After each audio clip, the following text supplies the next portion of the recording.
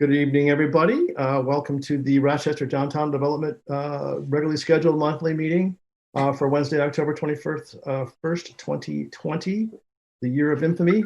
Madam Recording Secretary, the roll, please. Candace Van Slimbra. Here. Lisa Germani Williams. Here. Eric Diana. Present. Tony Lapuma. Here. Chris Johnson. Here. Paul Haig. Here. Bob Bloomingdale. Here. Marilyn Trent. Here. Mayor Bixson. Here. Chairman Giovanelli. Here. There is a quorum. Excellent. Thank you, everybody, for making time for us this evening in our regularly scheduled dust up. Next item on the agenda is to welcome our newest board member, Eric Diana. Eric, welcome on behalf of the Rochester Downtown Development Authority. Thrilled to have some new blood on the board. So I wanted to extend our welcome there. I'd extend, if you want, I would be happy to extend the floor to you. Maybe tell us a little bit about yourself, and then maybe we'll do a reciprocal. We'll do a quick 1-minute pitch for everybody else on the board, so you can see who all the other players are here. We would typically do that in person, but here we are, 2020. So anyway, the floor is yours. Please take it away. Yeah. First of all, thank you for having me. Little quick background about myself. Grew up in Pittsburgh, PA. Been in Michigan for 20 years. My wife and I, we own a house in the Great Oak subdivision. Great neighbors there. Went to Central for my undergrad. Did my master's at Oakland, where I worked with Brooks Patterson's team, Lori Van Pelt. Got my master's in public administration there. Happy to be on the board and helping serve the public. So also, I am a huge Penguins fan. So if you want to make a Sidney Crosby joke, I've heard that probably 3 times, but have at it. It's outstanding. Well played. Well, welcome, as I said. I guess I don't know if everybody's in the same order. So I'll just call a name and just do me a favor and introduce yourself to Eric and sort of quick how long you've been on the DDA, what your background is, and then any additional boards or commissions and or subcommittees that you sit on. So let's start with our director, Ms. Christy Trebarro. Hi, Eric, nice to meet you. I've been with the DDA on and off for over 20 years now. So first the dinosaurs came, then me. And other than that, I pretty much serve on every committee that the DDA or PSD has. I also serve as the PSD's director as well.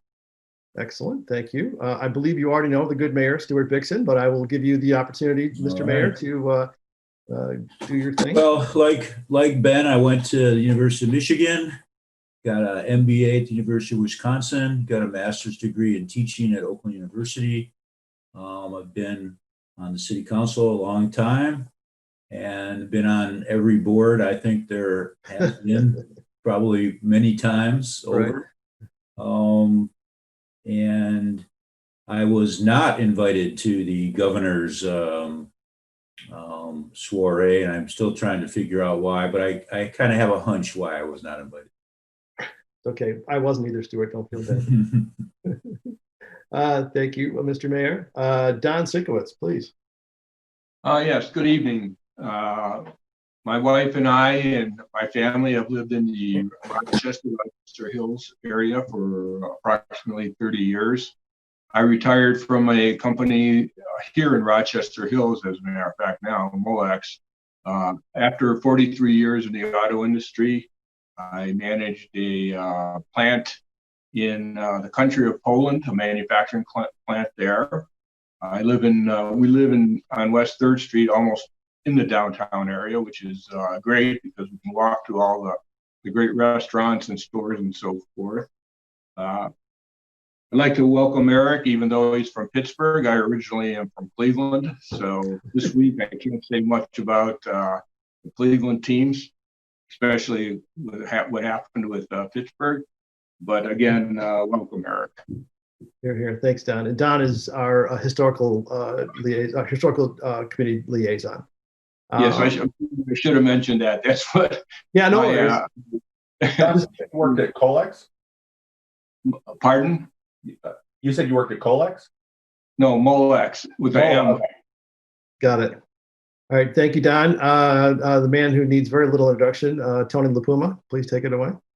Hi, Eric. I'm Tony Lapuma. I've been on the DDA, I think 4 or 5 years. I'm on the site committee. We might be looking for some more people on the site committee.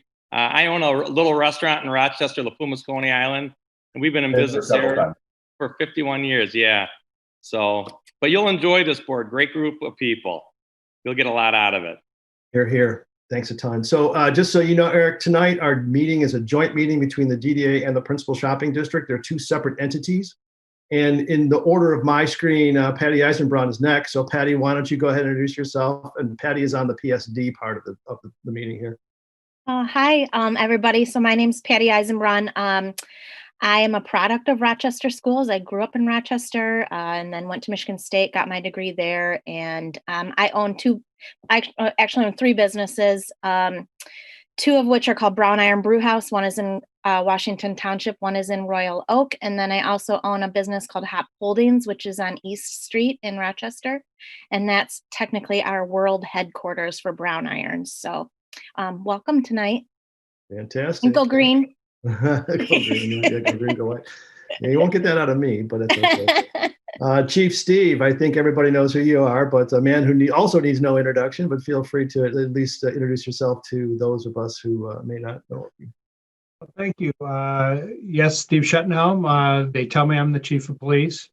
That's why they make me dress this way. And I've been here about 13 years now and enjoy, and I've lived in the Rochester area for 38 years.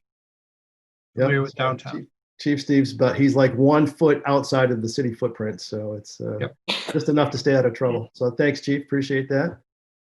Taylor Clayton.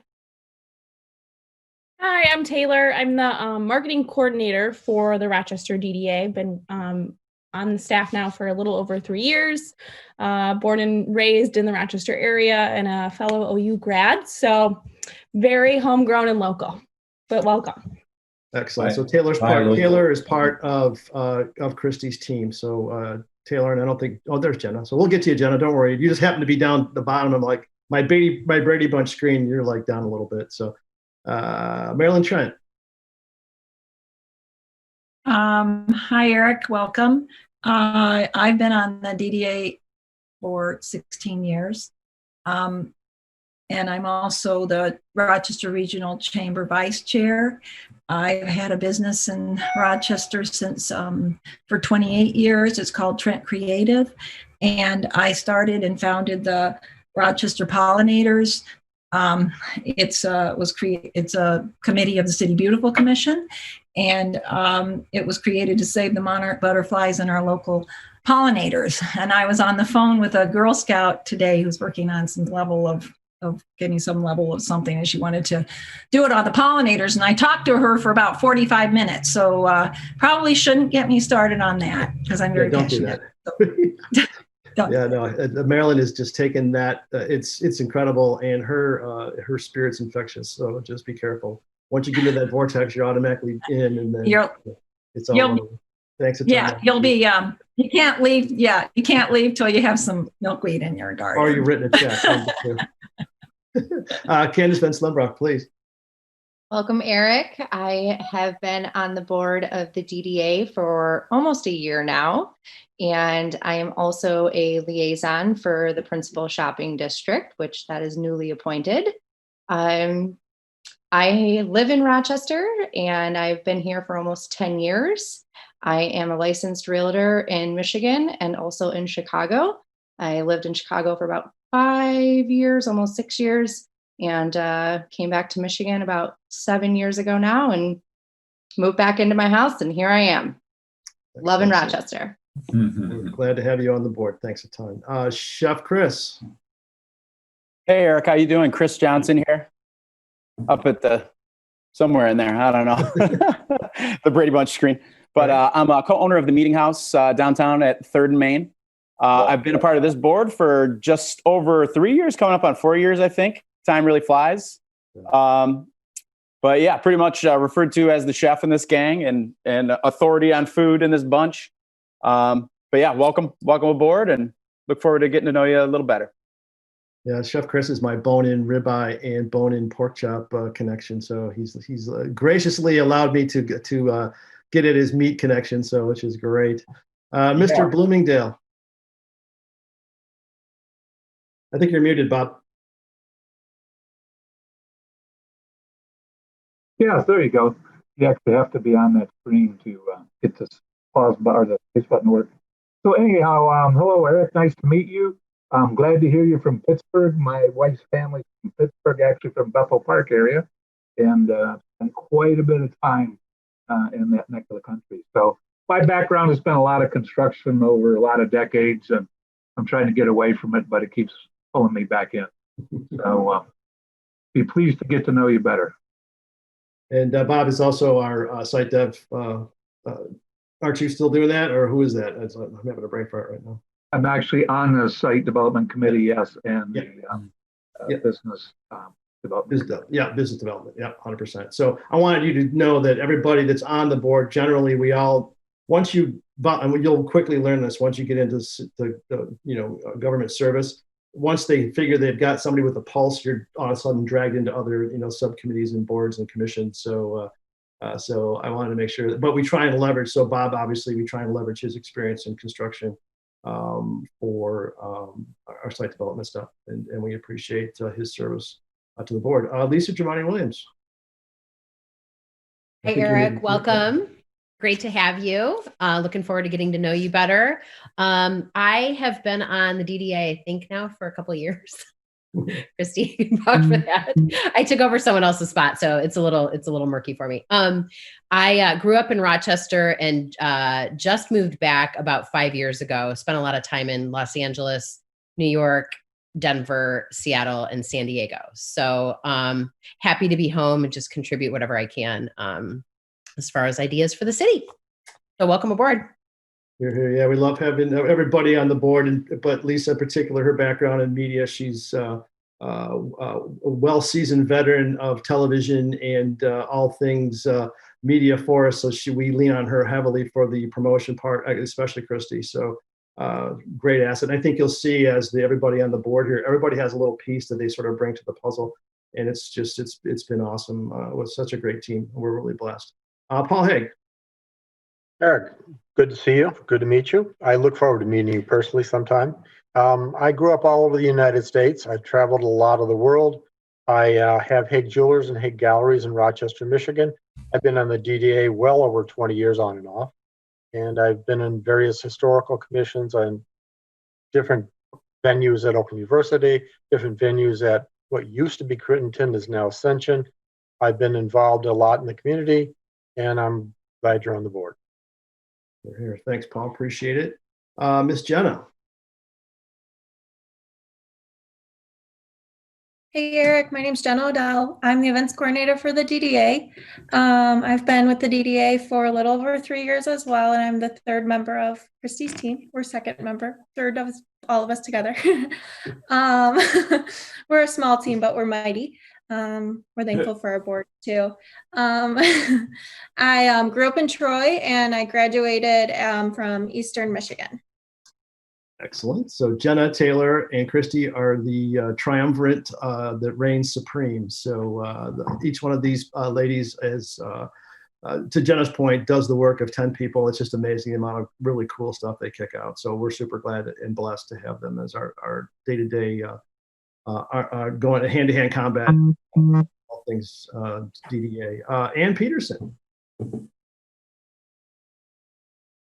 Good evening and welcome. My name is Ann Peterson and I am a member of City Council, serving my third year, been part of the city for about 12 years now on different city commissions, Planning Commission, Historical, DDA for a few years now, and RARA.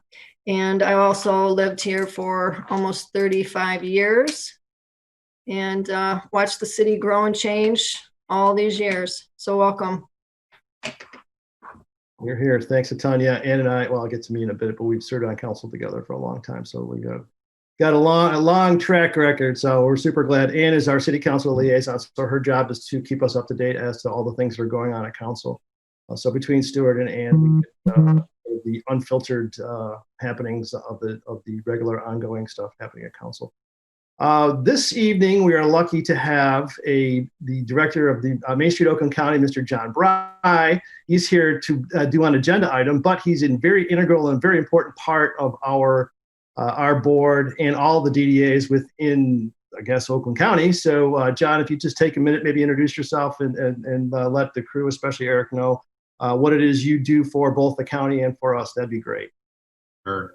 Hopefully everyone can hear me okay. My microphone is a little sketchy sometimes. Just 6 degrees of separation. I'm a history buff, so one of my long ago grandparents were actually married at Fort Duquesne, pre-Pittsburgh. And my oldest niece is graduating from the University of Wisconsin in December. And I'm broadcasting from my home in Ohio, so don't hold that against me. And I am not. And I have, like Christy, I'm kind of a dinosaur. I've worked with Main Street for years all over the country as a local director and as a coordinator. Because it didn't say I was a dinosaur. I didn't say that. I said we date from the dinosaurs. So I've been involved with Main Street for about 25 years, and I serve as the program coordinator for Main Street Oakland County for the last 4 years. I replaced Bob Donahue, who retired, and I am the liaison to Rochester, but we provide technical services and some funding to all the Main Street programs in Oakland County, including Rochester. I'm here tonight to give a little bit of an update from the county program of some things that may be of interest to the Rochester. 100%. Yeah, John, aside from being a really great guy, we always extend we always bow often to John because he's the source of funding for a lot of stuff that we get, and he can direct us to dollars. So we want to make sure that Mr. John's well taken care of and properly appreciated, and we absolutely do that. So and it's just by the grace of God that you're here tonight. So this is actually great for Eric to know the support that we get outside of our little team from state and local. So thanks a ton for taking time to do that. I appreciate that. Susan McCullough is here. She's, you'll maybe just hear her voice, but Susan's our recording secretary. So I don't know, Susan, if you got a second to just kind of introduce yourself. Hi, I'm Susan McCullough. I'm the deputy clerk for Oxford Township, but I do the minutes for the Rochester DDA and a few other communities. So Susan's in charge of keeping all the kitties in the box, and she does an awesome job at that. So we appreciate her, and we're grateful for her service. And then I guess last but not least is Mr. Nick Banda, who you may or may not know. Nick, congratulations on the wedding. I saw that. That looked awesome. Yeah, we got through that. Yeah, not my pocketbook, but my physically I did. But it was great. Eric, welcome. Nick Banda, Deputy City Manager with the longest title of all time. I've been having the pleasure of working for the mayor and Ann and Ben and Christy for like 250 years, it feels like now. So it's all good. You literally, whatever all these folks say, you have no idea of the power of the brain power, the creativity, the work ethic of everybody on this Brady Bunch screen. It's quite, Rochester's blessed to have all these people that you get to join the team. And I'm sure you'll not only enjoy it, but you'll bring what you've got expertise. And I don't like Pittsburgh, so that's no. That's right. Good luck and welcome. All right, here. Thanks, Nick. And just for on background, Nick is deputy. He said his title is about 8,000 things long. It's great. We use that to justify the amount of money that we pay him. But there's different pieces of his title, one of which is Director of Economic Development. And in that role, the DDA actually pays for a portion of Nick's salary. And 38%. Yep. He and Christy tag team on biz dev, sort of, bringing businesses in and sort of that thing. And that's Nick's background. Nick's actually, his background before Rochester was he was in Southfield for actually before the dinosaurs, I'm pretty sure. Yes, sir. Yeah. So we're blessed to have Nick on the team just globally throughout the city. And we thank you for being here tonight, Nick, for sure. Thanks. As far as me, Ben Giovanelli, chairman, I've been chair, that was the second year, I think, or something. I've been on DDA for 7 or 8 years. Prior to this, I was on Rochester City Council for 12 years. I actually live in the same subdivision as Eric, so we both have great neighbors, which is excellent.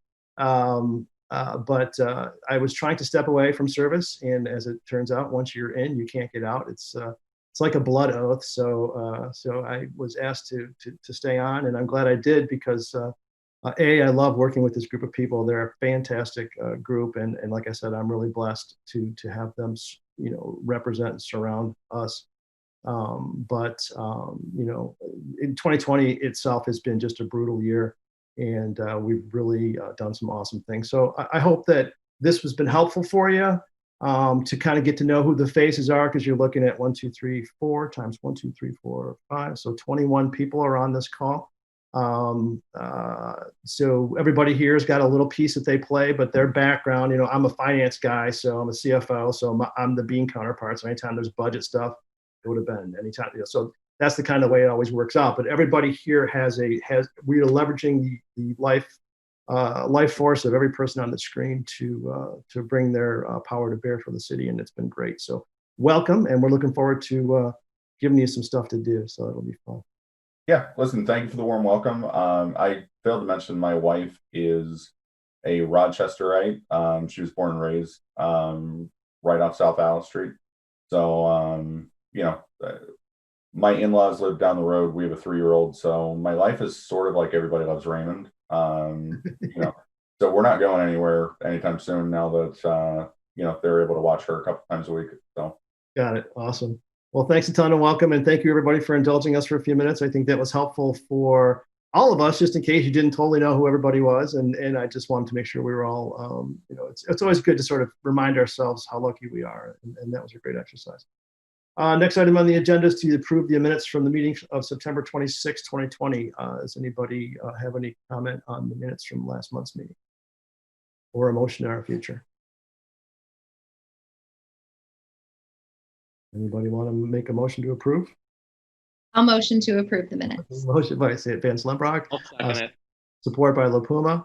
All those in favor? Aye. Aye. Aye. Opposed? Aye. Motion carries.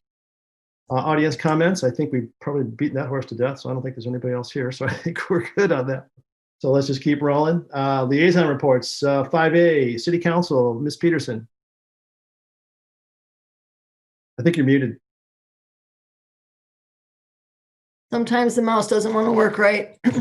So again, I don't want to steal all the thunder since Mr. Bry is here. So that was something that we had heard the great news regarding the DDA. So I'll save that one for him.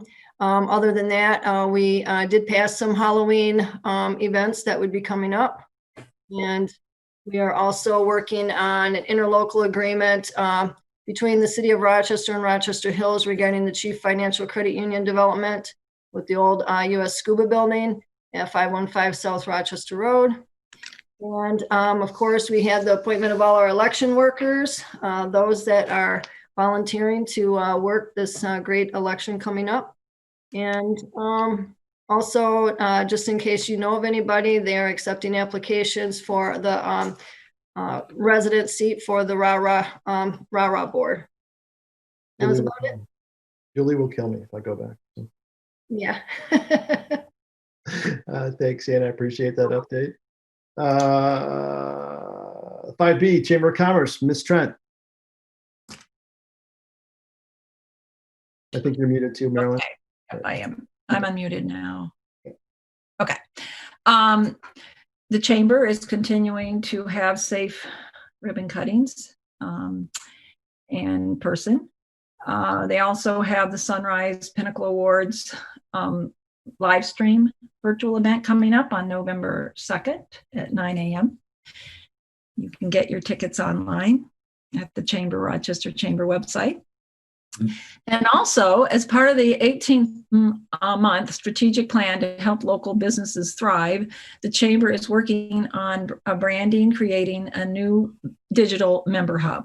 And this hub will serve as a way to cultivate virtual networking and will also help new and current Chamber members better leverage their professional expertise into business opportunities while making it easier for individuals to benefit from the intellectual capital and business insight that is so uniquely abundant in our community.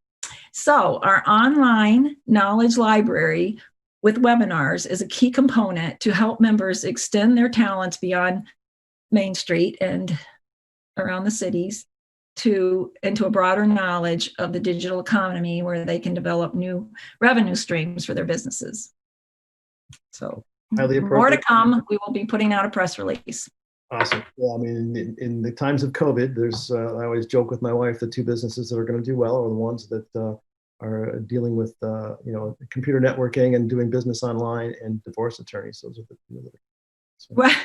Well, I wanted to also say beyond Main Street and everywhere. I don't know why they have Main Street in this. I'm not sure. We're going to have to work on that one because it's not just beyond Main Street. We serve the greater, region. So I don't know. The work sounds good. It sounds good. Awesome. Thank you so much for that update. Really appreciate it. Sure. Historical Commission, Don Sinkowitz. Don, what's going on in historical? Yes, some great news. This is, in my opinion, a item of significant importance to Rochester. As many of us know, the Rochester Historical Commission has accumulated many valuable historical and cultural artifacts throughout the years. The commission and the city staff have been working to seek solutions to properly maintain these important items, as well as better offer them to the community so the community can also share in these items. Currently, some of these items, the documents, are stored throughout City Hall. Some of the items are in the parking structure in a kind of a warehouse storage facility there in the parking structure. And the great news is that City Council has approved a service agreement, with the Rochester, the museum, the Rochester Museum, and also Van Heusen Farms. The items that included with City Hall was $10,000 per year, which was already approved in the 2020-2021 fiscal year. 3-year renewable partnership with annual renewing options. And then again, the Rochester Hills Museum and the Van Heusen Farm will inventory, rehouse, photograph, and catalog items from the city of Rochester into the museum's Past Perfect collection management software. And the museum archives will supervise the project with assistance from a hired archive assistant, After all items have been inventory, rehoused, and cataloged, the Rochester Hills Museum and Van Heusen Farm will only act as a storage location. I want to personally thank Steve Sage and Jane Dixon and Blaine for supplying me with all this information. I probably could go on for an hour with all the details that they provided me, but I think it's very important for the city of Rochester to make sure that all these items that we have are preserved in a manner that can be shared with everyone within the community. Yeah, 100%. And I appreciate the historical Van Heusen Farm, Pat McKay in particular, and his staff for taking this on, and it once again shows a great collaboration between Rochester and the Hills as to leveraging those resources there and ensuring that these artifacts are well cared for. So thanks a ton for that update. I know that maybe Pat and Christy have sort of been working behind the scenes, hopefully on rotating stuff in and out of the collaboration studio and/or things to display here. So we'll continue to do that so people that are on Main Street that are walking around can see things from our past and get a keen appreciation for them that may not be able to get to them at Van Heusen Farm. So we appreciate that. Our next installation is coming in January. We're going to do Winter in Rochester. Oh, perfect. That's awesome. Ski jump and a lot of other fun stuff. Yeah, I mean, between that and the pictures of the streetscape of what it was back in the day, that's just, it's the little things like that that really, speak volumes as to, looking back and appreciating where we came from and just what a cool run we've had and how much we've got in front of us. So super cool. Thanks for that, Don. Appreciate it. Principal Shopping District, Candace Van Slenbrock. What's going on at PSD? Yeah, we actually had a meeting yesterday, and it was a very successful meeting. Lots of things to catch up on and lots of positive things during this time, which is all great. So Kris Kringle Market has been approved by City Council and is going to be moving forward. So very excited for an event actually happening in the city. Small business. I don't remember if you could help me. What is the name of Friday's event? I don't remember. Friday before? Friday. What was it? Plaid Friday. Yes. Plaid Friday and Small Business Day is still on and is a go. So they've got some great sponsors with Genesis Bank and going to have hopefully a good turnout for supporting the local businesses in town. Festivals of Trees has been moved to a new location and is on, and the board has been working really hard to get this event sponsored, and they have about 25 trees sponsored at this time, which is awesome. Farmers Market was a great success throughout the season here, so we wanted to kind of just touch on that and thank everyone for their support. We also had chatted about Fire and Ice. It has not yet been approved. It's likely not going to be approved till the first week of December. So we'll circle back around on that. So all good things happening. We have another event that they are going to hopefully toss out to the community and see if anyone's going to be interested. It's called Neighborhood Light Fight. So it's just a new event during the Christmas season to try and get the neighborhoods and the community involved and do a little challenge, let's call it, for the community to 3rd Street to compete against 4th Street and have all of the neighbors decorate their homes and challenge each other and have the community go out and vote to have a winner that would take home something yet. Oh, We're not exactly sure of that. That's awesome. So, yeah. Clark Griswold. Yeah, I can't take credit for it, but it sounds like really fun community event and get everybody involved in and around town. So that's still yet to come, but we're not sure if we're going to do it or not. They're going to throw it out on, see if people would like to get involved. So. Got it. I had a question on Fire and Ice. Was this county still contemplating it, or is it what's going on with that? That was Christy, please. Sorry. Actually, Nick spoke with the county, and I might kick it off to him, but basically they're still trying to kind of figure out what they would do. So Jenna's going to talk a little bit about it under her report, but we're going to pursue some things in county. And Nick, if you want to wait till Jen does her report, and then we can kind of do it all at one time. Okay. Yeah, poor Jen has been very patient. She's at the bottom of my screen here, so I don't want to, like do an end around on her and have her do all of this for nothing. I wanted to have a sense of accomplishment, so we'll wait. Yeah. Any other questions for Candace on PSD?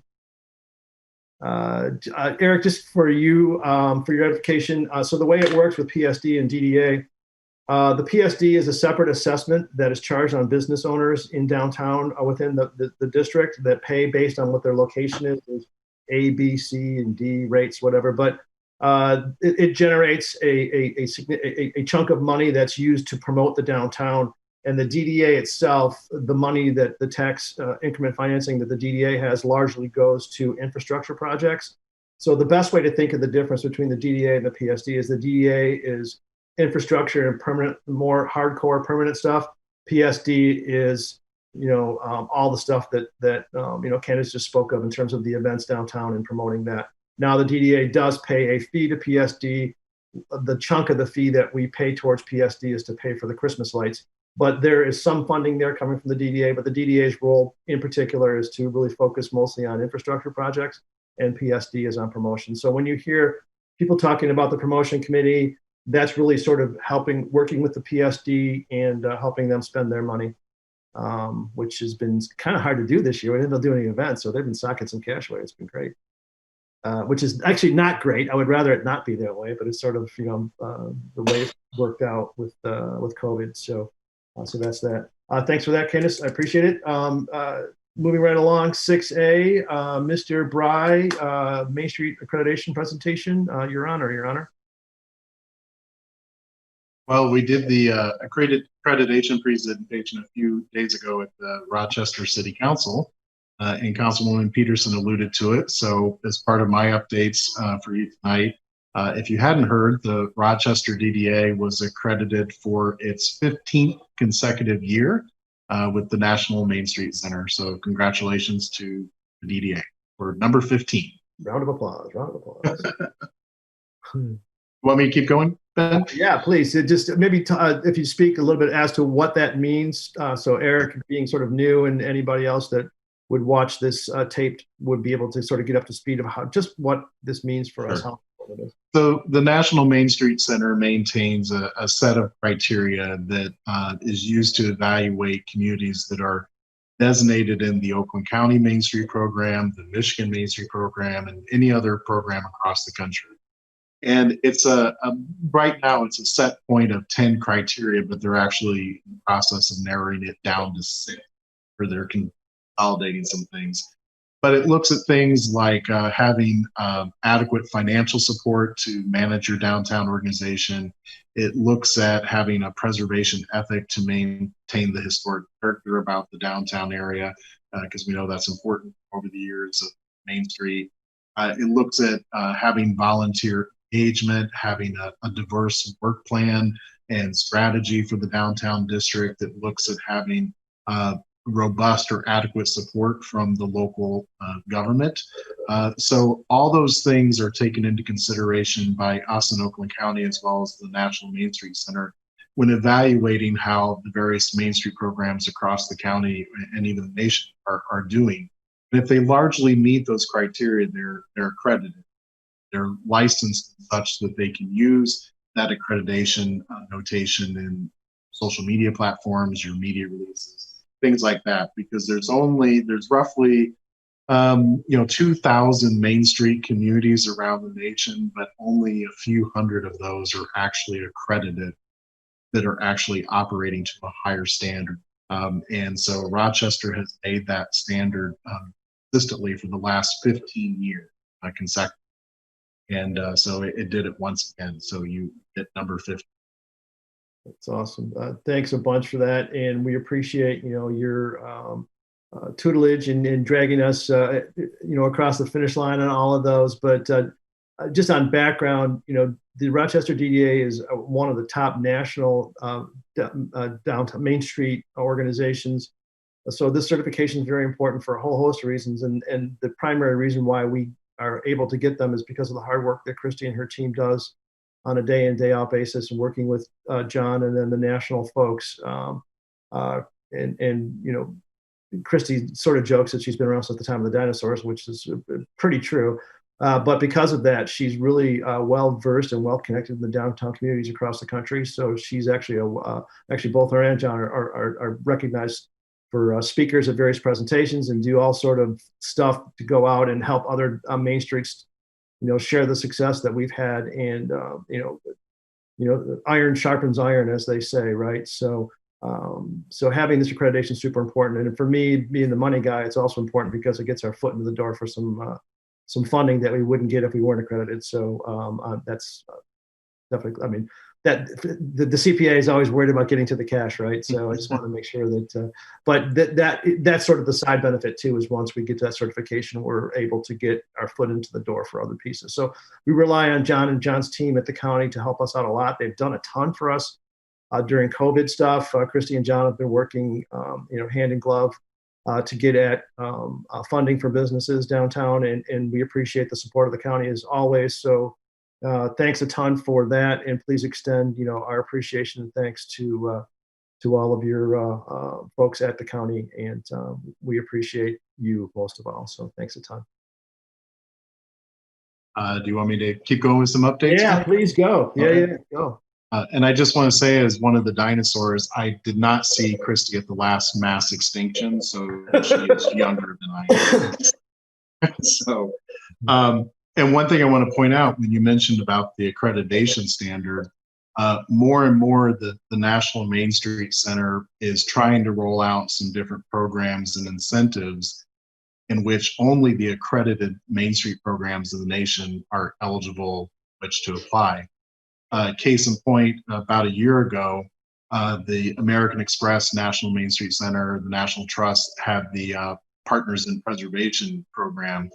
And Holly is one of the accredited programs in the northern part of the county. And they applied and they were selected and they landed in the top 10. And that resulted in them getting a $150,000 grant that will be used to help move and repurpose their historic depot downtown. That's awesome. And the whole reason why they were even eligible, because they were an accredited program. So those are kind of some of the benefits that our National Main Street's trying to crank up with the accreditation. So some other program updates for you from the county perspective. We mentioned the accreditation, and I'll mention here that congratulations, you hit number 16. So we do accreditation looking back at the year prior. So we do our accreditation reviews 2021 early in the year, looking back on the previous year. And given the loop that all the Main Street communities have been thrown this year, we're not going to do those in-depth accreditation visits this year because of the pandemic. We know all the communities like Rochester are working really hard, and you guys continue to set the standard with the work that you're doing in downtown in response to COVID. So we know you're doing what you're supposed to be doing. So we feel confident in going ahead and extending accreditation to Rochester DDA. Congratulations. You got it. So thank you. We'll take it. Awesome. Certificates in the mail. Awesome. So on October 6th, we hosted Dr. Matt Wagner from the National Main Street Center. He did an online workshop for us about recovery planning for the downtowns. The National Main Street Center has been tracking the impacts of the pandemic in the downtowns and what that means and what the downtowns potentially need to know in order to be proactive and respond. As part of that workshop and training that you guys participated in, we are offering through the county, if you want some additional coaching or training from the National Main Street Center, we will partner with the DDA and cover half the cost on that. So it's pretty much a 4-week virtual process, and the virtual encounters with the National Main Street are relatively brief. They don't take up a lot of time, but they're just meant to help you kind of do a check-in and present some potential ideas or things that you guys may want to think about as we continue to think about recovery planning. So the cost of that is $3,000, and we at the county through Main Street Oakland County would cover half of that if you guys want to participate. Because of budget constraints, we only have about 10 slots available, and 5 of those have been claimed so far by other communities in Oakland County. So if you guys want to discuss that and think about that and have Christy get back to me or get additional information, happy to provide it. If you want to do it, great. If not, that's fine too. It's just another tool that we want to make available to you and help cover the costs with that. That's one thing.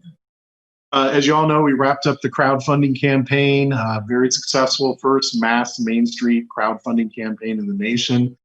Rochester participated with the money that you raised locally, along with the match from us at the county, and an additional grant that we secured from Main Street Oakland County from PNC Bank, our first grant from PNC Bank Foundation. We were able to, you guys in total raised about $10,000.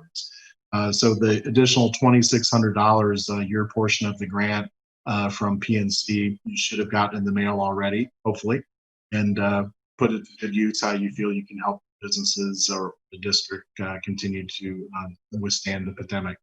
So we were happy that you guys got some benefit from that in terms of some money.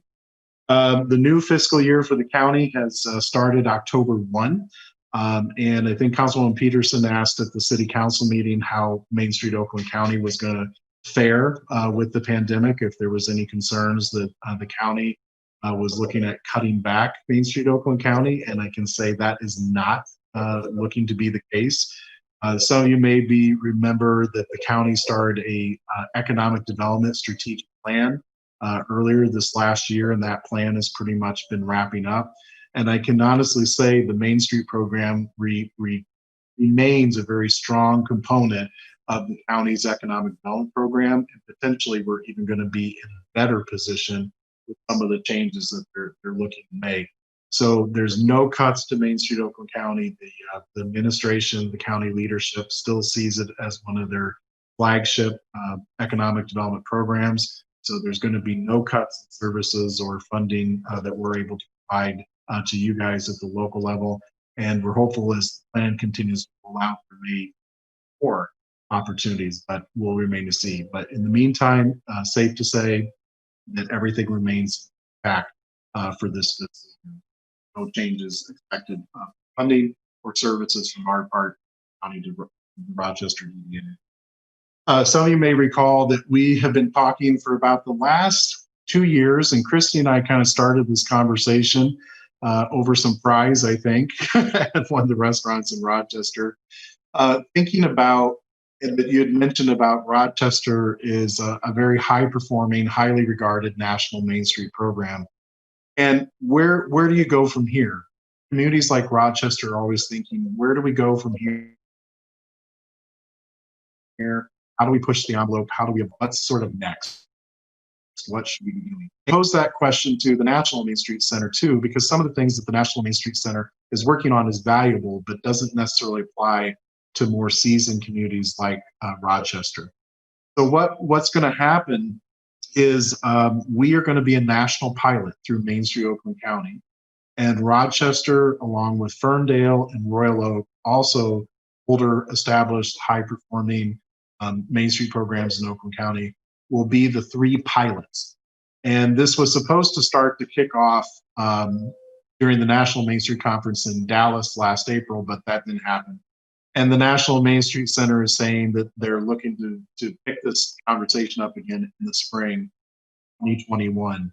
So basically what we're going to look to do is engage you as the DDA and the community and have conversations, but also bring in a broader depth of national expertise to come in and work with you in Rochester and us at the county and the National Main Street Center and come up with sort of this new framework that we're calling next generation of Main Streets.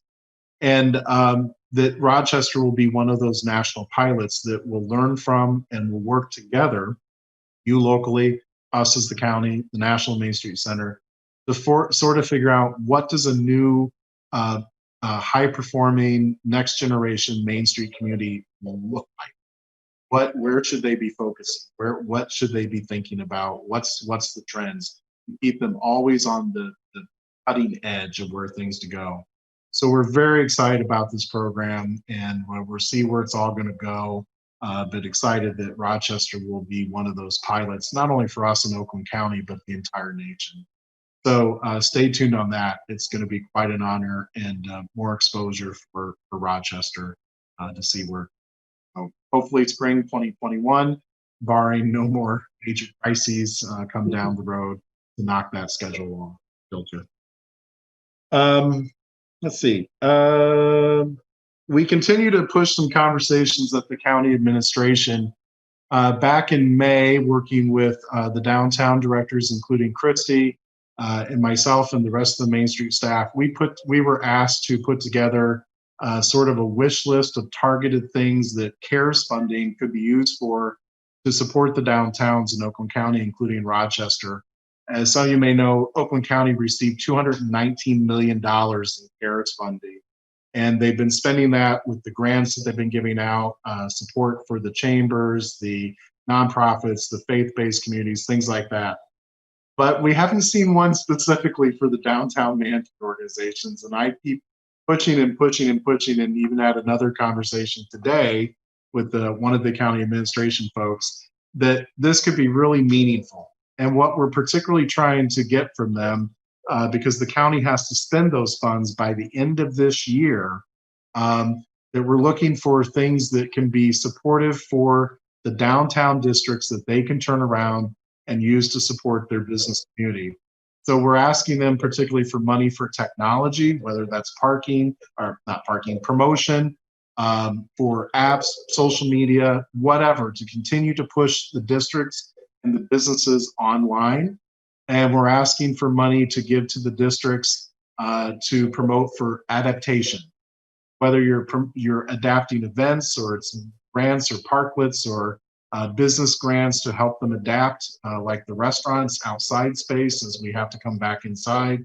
Whatever it is, we keep pushing that to the county as something that would be very, very helpful, give to the downtown management organizations that they can in turn work with their districts. You guys know best where you need to focus those dollars and we can kind of give you the lanes in which to stay in. But we haven't seen any further action on that, but we continue to push it. So I'm hopeful, but if they're looking to spend the funds by the end of this year, you really got to go. And so like I said, I just pushed that conversation again today, and we'll see what happens. Last thing I had related to that was the Shop Small Saturday that's through American Express that National Main Street's been doing for years, and the county's been doing for the past 5 years. The Shop Text Win thing, that Rochester had the most entries last year for Shop Text Win, that they draw and the shoppers can win prize money. Vibe Credit Union is the sponsor on that this year. They are going to do it. They just decided last week, so we're behind. So that will be on November 28th, Shop Small Saturday. But we've got the blessing from the county to add a Shop Main Street week. We think it needs to be longer than just one day. So we're promoting it as Shop Main Street Week that will capture Cyber Monday. So there'll be Shop Small Saturday on the 28th, and then that will immediately lead into Shop Main Street Week for the week following. And part of that idea is we're working with Shop Loyal in Birmingham and trying to develop a virtual Main Street and potentially use their app. I don't care how we do it, but we just need to keep pushing the districts and the businesses to continue to get online. It's really important. You guys have done a really great job with Love Local Rochester and that promotion and that platform and everything. So whatever the platform is, or the tools that the businesses and the communities want to use, we really, really want to keep pushing the online piece. And Shop Main Street is one way to do that, and also continue to encourage people to get out and shop the main streets during the holiday season, and they can do so safely either online or not having to think about trying to do it on one day. We've given a longer runway that they can do it for an entire week. So that's something to think about as your promotions, not only for Shop Small Saturday, but how you can extend that out even longer for a week. So those are some of the updates from us from Main Street, Oakland County. And if anyone has any questions, then I'm happy to answer them. Indeed. Anybody from the group have questions for Mr. Bry? Lots of great info as usual. And I think I can speak for the entire board that we're happy to spend as much of the county's money as they want to throw at us. So feel free to send some our way. To the extent that we can help grease the skids in that regard, I think we've got a whole group of people that'll be happy to share with some ideas of how we could spend it. But I think you're spot on, pushing it down to the locals and letting them sort of, know what the people need. And Christy and her team have been doing this for years, trying to push people online. And I think, I don't want to say one of the blessings of COVID, because there really is none, but one of the sort of, I guess, bright spots is people have figured out that, hey, there is life aside from, being in person and being able to conduct business sort of virtually. And I think once this gets past us, that part of the experience is not going to go away. So I think anything that we can do in that regard to get businesses to further embrace, an online presence, is great. And, Christy and the team, those guys are there's nobody better. I'll put them up against anybody else in the country as to the amount of, interaction and work and social media grace and connectivity that they've done and shared with our merchants. So, but yeah, thanks a ton for your support and coming tonight and sitting through our preamble and going through. But it actually was a great night having a new person on board. You got to sort of meet the entire board here, and we got to hear from you. I know you from my life, from before, but not everybody else does. So I just want to thank you. And if there's no other questions for Mr. John, we'll cut him loose to go back to Ohio, which I don't know why you'd want to do that, but it's well, I do see the internet isn't as good down there. You cut out a few times. Yes, he keeps saying it's unstable. So all right, man, take it easy. Much like Ohio. Really appreciate it as usual, and I can't wait to see you in person. Hopefully sometime soon, in short order. Thanks a ton. All right, appreciate that. 8B, state guidelines, Chief Steve. So this is kind of coming.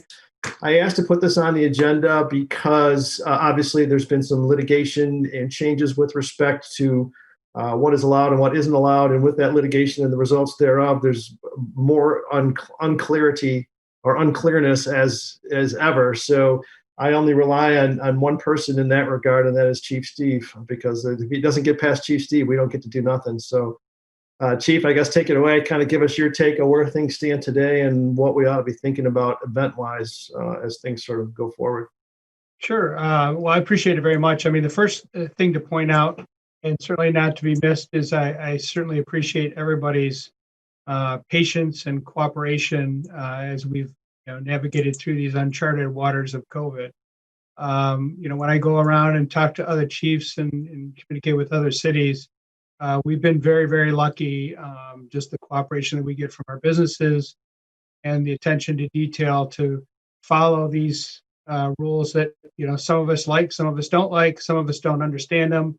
But in the end, I think they're there for the safety of our residents and certainly our patrons, and I appreciate everybody's attention to them. So kind of how we got to where we are today, as we're all aware, there were a number of executive orders that were put in place by the governor. Those orders were challenged in the Supreme Court. They were actually challenged by some healthcare providers. And so that case went all the way through to the Supreme Court. The Supreme Court really looked at what was the authority to grant these, not necessarily the orders or what was trying to be accomplished. And so the Supreme Court ruled that the governor didn't have the proper authority to put those orders in place, and so they were struck down.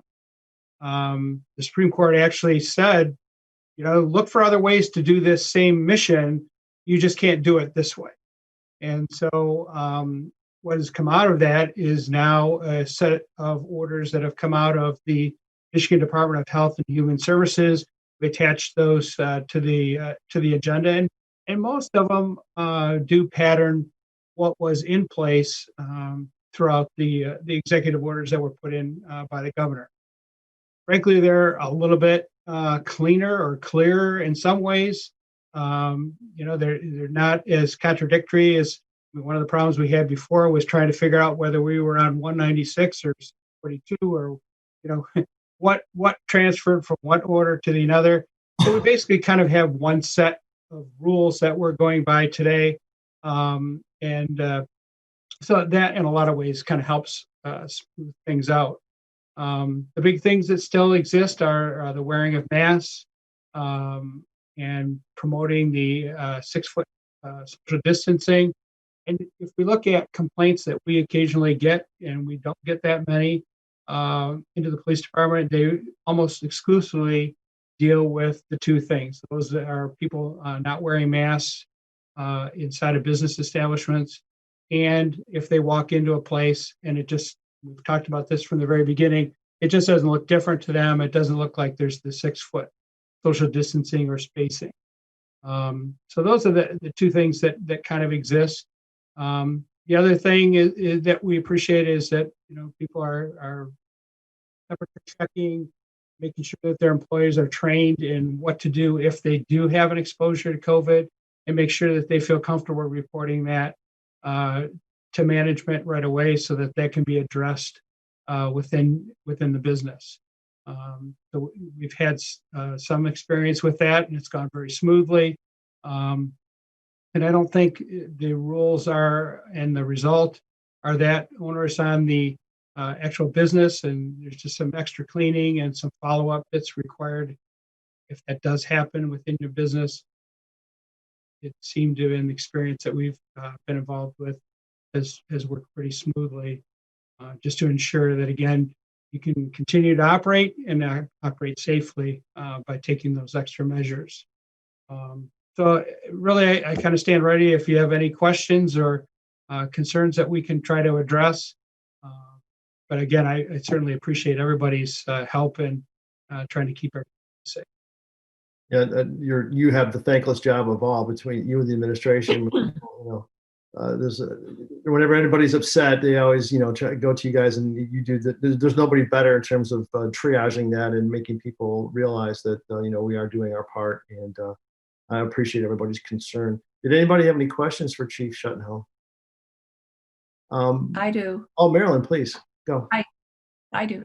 I had a incident where an employee of a business downtown called me up, and she was saying that a couple came in, and she kind of was asking them thought that they should have masks on. They didn't want to, but they weren't going to stay in the store very long. But then they did stay in the store for a longer time, and then she knew they were coming back tomorrow, and she said, "Well, could you please, wear a mask," because some of her family members had gotten COVID, and she was getting very sensitive to it, trying to not say, not get too divisive. And they just said, "Oh, they'll be fine," and they walked out. So I guess it's dependent. It sounds like, it's not really enforceable. You just I'm seeing 90% of the people wear masks, and there's just certain incidences. What do you say?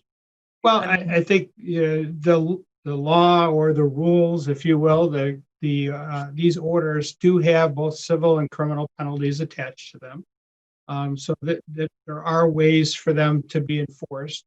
What we've generally been able to do in every case, we haven't written any tickets, but we've been able to gain voluntary cooperation by basically explaining to people the importance of following the orders, and having them, make that decision as to whether to continue to shop or not, or visit a particular location with wearing a mask. There is a small window there for health issues. If somebody does indicate that they have a breathing issue that would not allow them to wear a mask. But ultimately, there's also provisions for a business owner to refuse service. They're private property, it's your private business. You do have the ability to refuse service to that person. And if you decide to go that route and that is not going well, that someone won't leave, you certainly can contact the police department, and we can assist with that. At the end of the day, it's really a matter of you kind of weighing that risk-benefit ratio of how strongly do I feel, or how fearful am I of the virus and my particular situation, as to whether I'm going to err on the side or go with the side of I'm going to enforce this to its very end, or am I going to make sure that I mask up and I extra sanitize after that person leaves, and continue to enjoy the patronage of that person. We're not, we don't want to be the mask police, but if we are called out to do that, we will do that.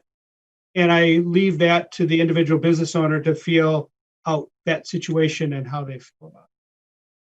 The law is on your side. If you that's really good to know. It's great to clear up what happened with the Supreme Court.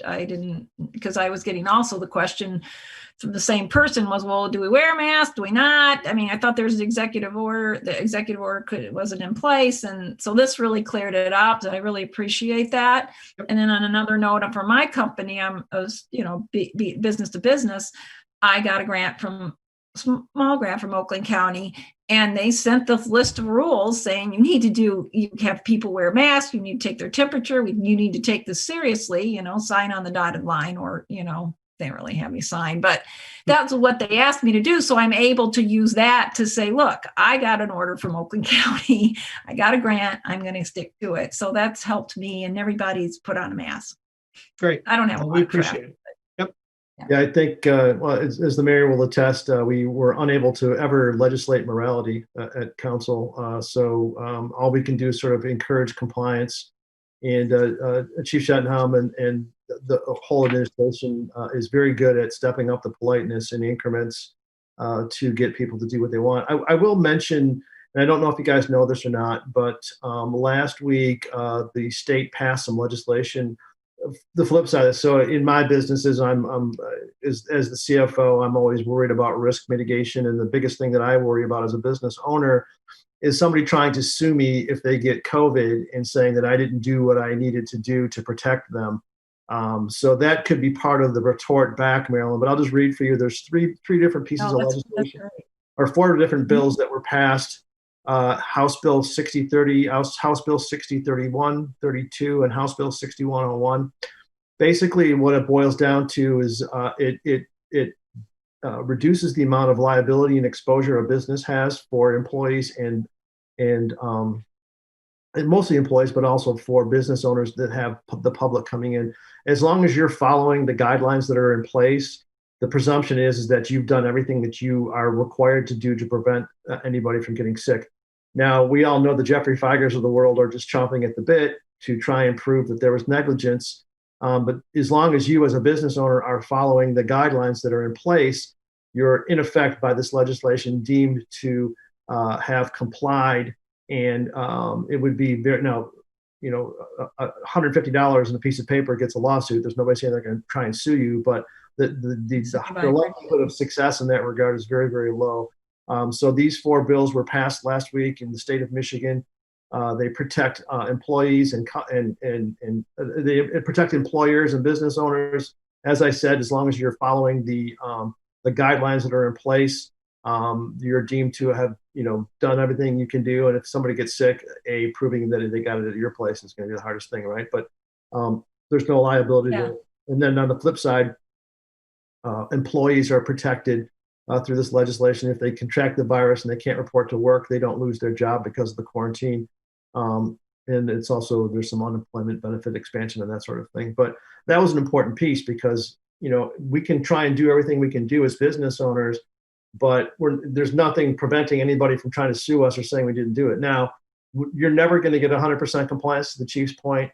We try and suggest it, but maybe the flip side of saying that I got free money from the county, they might not care about that as much, but, you know, we're required to do this. So, you know, we're protecting you, we're protecting ourselves, and we're protecting ourselves against lawsuits. So to the extent that you don't want to, you know, do that and do these things that we require, that are required of all of us to do, to comply, then, you know, we're going to have to ask you to leave or something. I mean, every business owner. No, I like that one better. The free money so far has worked, but I mean, I've only tried it on a couple of people, but I can see where I was wondering how long that would work and like, oh, well, that's nice, Marilyn. All right.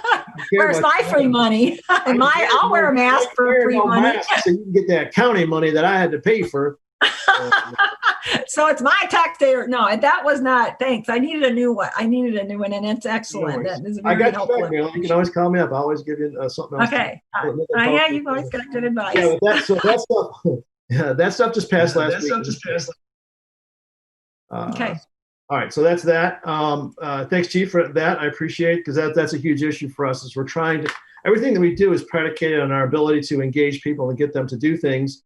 And in executive committee and other things that we're talking about, the first thing is, well, Chief Steve, let us do this. Well, Chief Steve, let us do that. How does he feel about this? Right. So it's good for us to have the clearinghouse, and we know that, you know, you've got our best, interest at heart. So we want to make sure if we could get past the Chief Steve sniff test, then we know we're on the right track. So I appreciate it. Mr. Mayor, did you have something? Yeah, I just could say in the same vein, the calls I get, as I've said before, is I get people complaining about the businesses not taking it seriously, especially a few restaurants that, you know, are the same ones over, not the restaurant owners we have here, I might add. But, you know, they feel like they're not taking this seriously and they're taking advantage of the city. Why isn't the city doing something about it? Yeah, I know. So that's kind of a constant drumbeat. Christy, maybe the thing, maybe in the next merchant forum or some sort of communication talking about these pieces of legislation that just got passed from the state as to liability, that would get people's attention in terms of, you know, not complying and what they're potentially exposing themselves to, no pun intended. Maybe that might be a way to sort of step up the politeness in our regard. I will say I was in Milwaukee this last weekend for visiting my son, who's a freshman at Marquette, and the same thing goes on there. I mean, there was some restaurants that were, you know, temperature, and every time the server came to the table, we had to put our mask up, and other ones they really just didn't care. So I mean, they cared, but it wasn't a high priority. So maybe, you know, all we can do is encourage people to you know, respect the process and respect the rules that are in place. But I think using the threat of, you know, not being able to use the defense that the state has provided in that new legislation, you're opening up yourself to get sued, and you really don't want to do that unless you do. I mean, I know I wouldn't. So anyway, so maybe that's the approach. So why don't we put together maybe a communication piece? I'm happy to try and take a cut at that if you need some help on it. Or, I mean, there's tons of resources out there. I'm sure somebody's done something to date on that. So good. Okay, cool. All right, thanks, Chief. Holiday events report. Taylor, Jenna, Christy. Well, I'll kick things off based on the list we have. We're kind of going chronologically. So starting with Festival of Trees, as Candace mentioned, we have been overwhelmingly surprised by the amount of sponsor support we've been able to get this year. I don't know that it's necessarily a sustainable model going forward, but I think it's just because there aren't a lot of other cities that are doing things right now. So a lot of sponsors are looking for places to put their dollars, and we are happy to take them. So we have a lot of great sponsors that have stepped up to help us. The committee this year with Sponsor Trees will be building about 26 trees. That's just what we're building. And then on top of that, we still have the nonprofit organizations that we're partnering with, including this year we have a few new ones. Arthritis Foundation has come on board with us. Pain and Miracle has come on board with us, and then some of our returning favorites. We also have a lot of new designers that have stepped up. We've had been the beneficiary of the fact that the Detroit Festival of Trees is not happening this year. So we've inherited a few of their designers that had already shopped their items and wanted to do something with them. So they're going to be doing trees with us. Our biggest challenge is that no one wants to give us wreaths or centerpieces. Festival of Trees is truly going to be trees because we really don't have a lot of little things. So we're working on some things like that. The Royal Park has been a great partner to us. We're trying to find other ways to make sure that this is a good partnership. So there's like a ride the elevator home package with the cocktail preview. We're also working with the hotel. They're going to be doing a Santa brunch, where it's a package that you get a room overnight on the Saturday of Festival of Trees. Then in the morning, you can come down, have a socially distanced, appropriate pancake breakfast with Santa, socially distanced photos, and a mailbox where you can drop a letter to Santa. And then we're going to get some of the proceeds of that are coming back to the Festival of Trees. And then one of the things that I'm personally most excited about is that the hotel is putting together 2 themed holiday suites. One will be gingerbread, which is on brand for them with all their gingerbread they do. And the other is going to be a Buddy the Elf themed suite, which I can't tell you how excited I am. So the Festival of Trees committee has been asked to help trick that out. And in exchange, we will get a cut of every time that room is sold. So we're pretty excited about it. We've already been having Buddy things arriving, including the Jack in the Box. I found the original, so that is here. Some other fun things. And of course, we'll have candy canes, candy corns, and syrup. Just dropped something, never mind that. And but Festival Trees tickets are going well. Sponsorships are going well. We are just moving right along. So things are going really well. The hotel's been great to work with. So look for more on that. And then Big Bright Light Show, as everyone knows, Lanyap is not a thing, but the lights are. And they are making really good progress. We've had nice mild weather, so it helps to move things along. Per the board's request, we are trying to get the lights on earlier than what would have been Lanyap, and we are on track to do that. I don't have a date to give anyone of when they're going to be ready. Pretty much once they get them all up, then we'll start testing them. And then depending on what repairs need to be made, it'll be kind of a game time decision of when the lights will just finally be on. But they're doing really well, and we're looking forward to the lights. A lot of people are looking forward to the lights. It seems like that's one of the things that, because people feel that there have been so many things that have been canceled, every time we post something about the lights, people are like, oh, thank goodness, that just makes me happy. We had a woman come into the studio this week and said the lights just make me happy. So they make us happy too. So that's all good. And then as Candace had mentioned, we started talking at PSD last night. Originally, PSD had a whole slate of new holiday things that we are going to be rolling out this year, including a PJs and pancakes breakfast with the fire department. Can't do that. We were going to do a movie fundraiser. Nope, can't do that right now because we can only have 25% capacity. We're going to have holiday bar takeovers. Nope. Can't do that one either. So as we work down the list, one of the things that we had was something called a neighborhood light fight. And it's something that we've been wanting for a while now, kind of get out into the neighborhoods.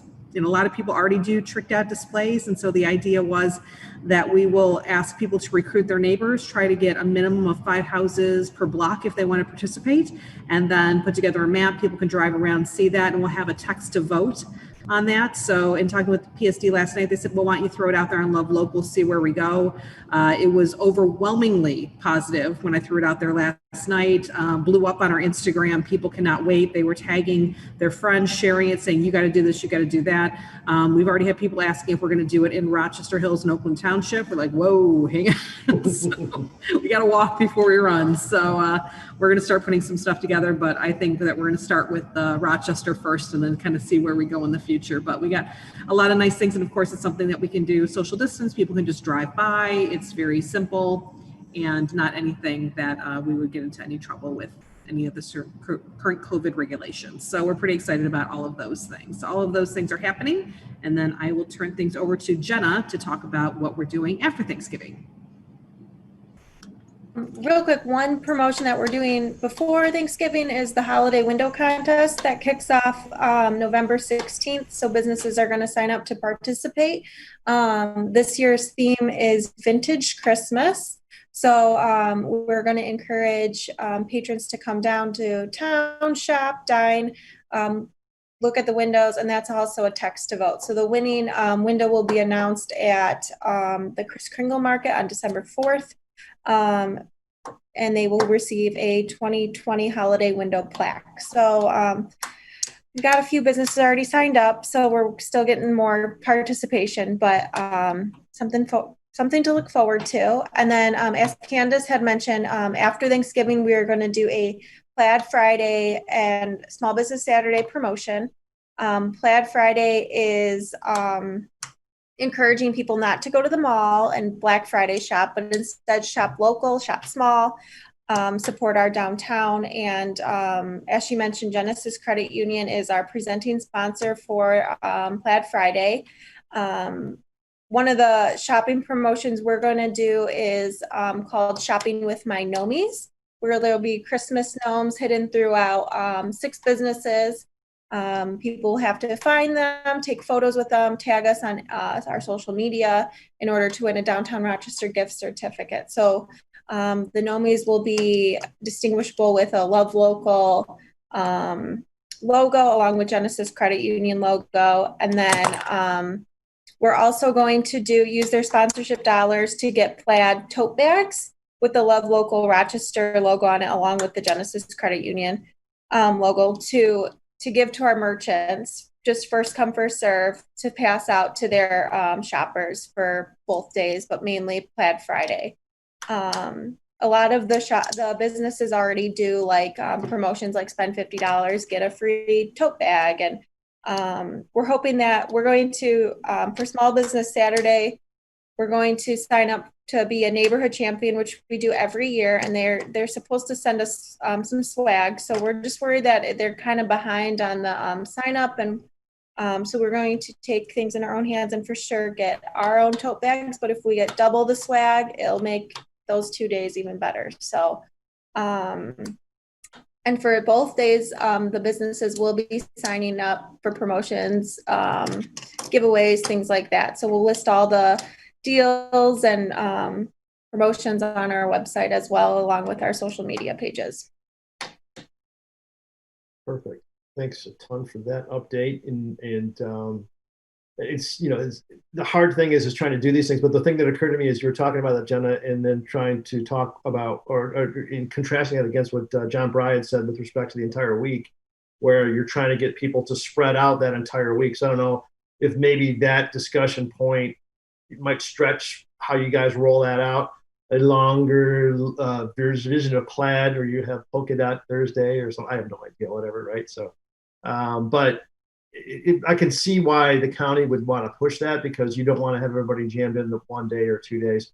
You kind of spread it out. So I don't know if that changed it's like, we're on the 10-yard line, and I hate to change things like that quick, but there may be some opportunity there. So I just throw that out there only because John brought it up. I thought it was a really brilliant idea. Jenna, is there Kris Kringle Market on the parking structure or in the original place? It is. Thank you, Tony. We'll talk about that. That was a good segue, Tony. Yeah, and last but not least, Kris Kringle Market is a go. So mark your calendars for Friday, December 4th and Saturday, December 5th. City Council did approve it to be held on the top level of the East parking structure. So the square footage of these parking structure actually allows us about triple the amount of footprint that we normally have with Kris Kringle. So really great for 2020, distancing our crowd, and with the the structure of the platform will allow us one entrance point in and one entrance point out. We've partnered with our CERT team, which is through the fire department. They'll assist us in monitoring capacity for that weekend. So based on the square footage, I think Chief Cieslik's recommended like 500 attendees at one time, which is super manageable, I think, for the event. We'll see all your favorites like our strudel vendors, roasted almonds, get your holiday greens. It'll be a good time. The one component that will be missing is the warming tent. So unfortunately, we won't be able to partner with the Mills and Fieldstone to sell beer and hot spiced wine, but we'll still be selling mugs at the DDA tent. So if you want your commemorative Kringle mug, come visit us. We just unfortunately are kind of minimizing the gathering with the subtraction of that element. So otherwise, we're excited for a holiday weekend. Some normalcy, some level of normalcy. It's going to be exactly. Cool. Yeah, no, I'm really glad that we've been able to program the East Deck. That's turned out fantastic. I mean, everything always goes better with booze, as they say. So I'm surprised they did. And the warming tent makes perfect sense. I mean, that's just, a COVID breeding atmosphere. But having, if Mills had a stand selling whatever, and, if Pat's here. Hi, Pat. Had a thing, whatever. I don't know what that looks like. There may be other reasons that I don't know about that we can't do it. And I defer to the chief on that. But I think licensing is the biggest thing. When they take their component out of their designated licensing within their structure, it becomes a different kind of snowball. So is there any value to the social district discussion, Chief, or do you want to not touch that with a 10-foot pole? I think, City Council and administration have looked at that, and in some ways it just is a pretty, when you boil it down to what it really is, it's a pretty cumbersome thing. And if you look at the number of cities that haven't touched it, where you would think for sure it would be, I think kind of points out some of the limitations. That it's one of those things that looks great on paper, and then once you start digging into it, it's a little more complicated. Still saying that the path to hell is paved with good intentions, right? So, yep, exactly. And I think that one of the issues with the alcohol is in order for us to serve alcohol right now, it has to be in a seated table area. So it doesn't really lend itself to the way Kringle Market is designed for people to be able to, have that drink and be able to enjoy it by walking around the event. Got it. Okay, That's probably the biggest problem there. I think I knew the answer to the question. In fact, I already knew the answer to the question before I asked it, but I was thinking just maybe something may have come up to just change somebody's mind. But for sure, just we're trying to get as much, and Taylor kind of spoke to it. We're trying to get as much of the air quote normal in as we possibly can, given the constraints that we have with respect to the health department orders on COVID stuff. So thanks for that, guys. I appreciate that. Is there anything else from the team as to this agenda item, or any questions for anybody on the team as to this agenda item? I guess we could talk fire and ice too. So like Christy had mentioned briefly, that it's still up in the air with the county. But our promotions committee had decided that we're still going to do ice sculptures in town with our merchants. We picked the theme of Christmas. I know it's after Christmas, but we're a Christmas town, and why not keep the holiday cheer going? So those ice sculptures will take place January 15th, 16th, and 17th, or until they melt. So maybe we'll have really cold weather and they'll last for weeks. I don't know. But so we're still going to do maybe a shopping promotion with our merchants, the ice sculptures, but we're still waiting to hear back from the county whether or not they will be a partner with us, or us be a partner with them, I should say, for fire and ice. So I guess stay tuned. Did Nick say after Thanksgiving? When did Nick say? Yeah, so the first week in December, Dave Van Veen and I, we're going to talk with Christy, and it's the county's health department's driving it. that for sure they're not going to put a big tent up, which is where all the money is, and the food and stuff. So without that, they don't really see the opportunities to make it happen. But it doesn't mean we can't have fireworks or something else outside open. So it's still up for discussion probably the first week of December, and then we'll just scramble like we usually do and put something together if we can. Yeah, I think we talked about it before, and I'll defer to administration and chief about what we can do. But to the extent we can do stuff outside, Fire and Ice has just become a much like Big Bright Light. It's become an integral part of our community, and people look forward to it every year. And I think if it wasn't to happen in any form, that would be a huge mistake. So ice sculpture is absolutely 100% got to do that. I would submit that. For planning purposes, why don't you guys work together a plan A and a plan B? Plan A is if the county does it, plan B is if they don't. If they don't, I think we do fireworks outside for sure. I think we had asked, I had asked before, and I don't know if this was executive, maybe last meeting, but how much are we looking at? Let's start looking at some numbers. I would love for us next meeting that we get together to actually, start talk about that and what it looks like. I know Nick, you're not going to know until December, but at least if we find out we can use the county's vendor for fireworks, it's going to cost us $6,000 for 2 days of fireworks. At least we got something to talk about. So right now it's just all an idea. So, well, as you guys go through that, maybe think of the things that we can do outside to promote it and still call it. Actually, ask the county if we can still use the name Fire and Ice. They probably have a trademark on it, but we'll say Fire and Ice. We just won't mention this. It's like bars that show the Super Bowl, but they can't say this word Super Bowl. They just call it the big game. So we'll figure something out. But, exactly. Yeah, I think it's important that we do that in some form. So maybe for next meeting, Christy, if we could put together sort of a Fire and Ice light that is 100% supported by the DDA and PSD, and we'll look at what that looks like. Cool. Anything else? Everybody? Okay. Festival of Trees payment for Community House, Christy. Sure. So this was an item that came up at last meeting that the chairman had asked me to bring forward because we had to move out of Community House. It wasn't our choice. It's just with how many people we could have in the building. The answer was 10, which not much of a festival and really wasn't something we can do. And because this is our largest fundraiser for the Big Bright Light Show and it has become somewhat of a community favorite, we just felt like we couldn't walk away from it. So we're moving over to the hotel. However, that leaves the Community House. Of course, they hold the place for us for about 5 days. So the chairman asked me to put together the number of what our contract would have been to possibly make the Community House whole for that. So our contract with the Community House this year would have been $3,815, and that's for the full from Thursday to Monday, through Monday, to have the whole house. Right. Thanks for the numbers. So yeah, I did ask for that. So just on background, we rent from the Community House, and as you guys know, the Community House is been suffering greatly, in this, and they also rely on that as a really good source of funding for them. Their budget is not massive, and it's a material hit to them. So my take is that we have provided funding and support for other businesses in the district to help them with COVID-related expenses. We've, in my math, I think the last number we got is almost $1.1 million over the course of the last 2 fiscal years have been allocated to COVID relief. COVID projects, and a $3,800 commitment from us to the Community House to make them whole. It feels to me is only fair. They did hold it for us. Obviously I don't know if they could re-rent the place, but it just didn't work for us. But I don't want to financially penalize them. They are a valued partner.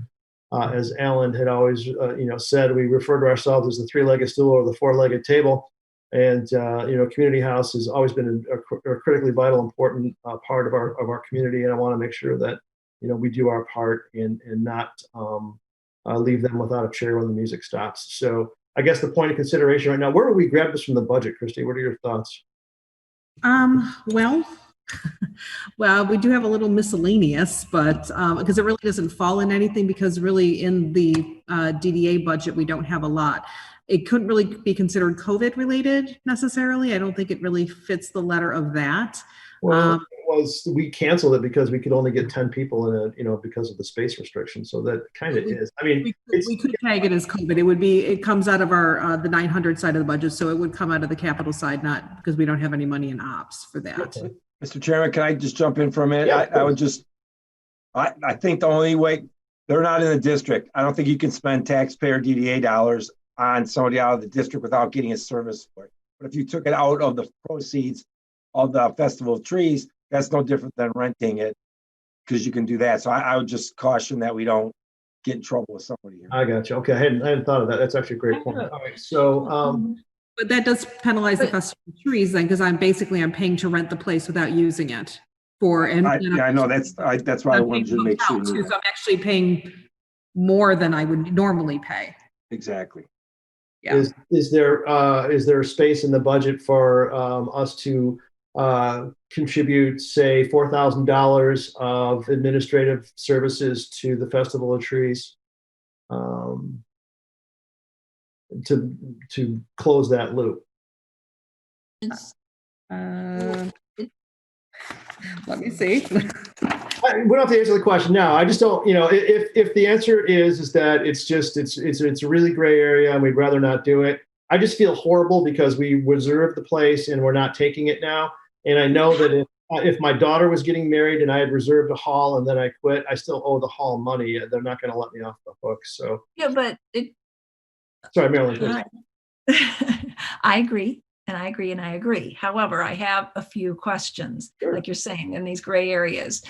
Is there anything in the contract that says when you have to give us so much notice, so many days notice? Is that in the contract? And then number two is, does this mean that every year that we move it, are we going to go back to the community house after COVID? Because it is COVID related. That is what I'm hearing. It is COVID related. But if it isn't, and next year, and we're at the Royal Park, I guess that's right. We would have been ahead. I guess I'll answer my question, then we won't be going there. But number one, is it in the contract? Because, it's us. We don't have a contract. And, okay. And normally anyone else who would have been renting community house would have to pay a deposit. But because we're part of the city, historically, they've never charged us a deposit. So when we canceled, they had no recourse and we had no obligation. Well, that makes sense, because then what is their normal policy that we could fall back on? It would have been that they would have held our deposit, which would have been 50%.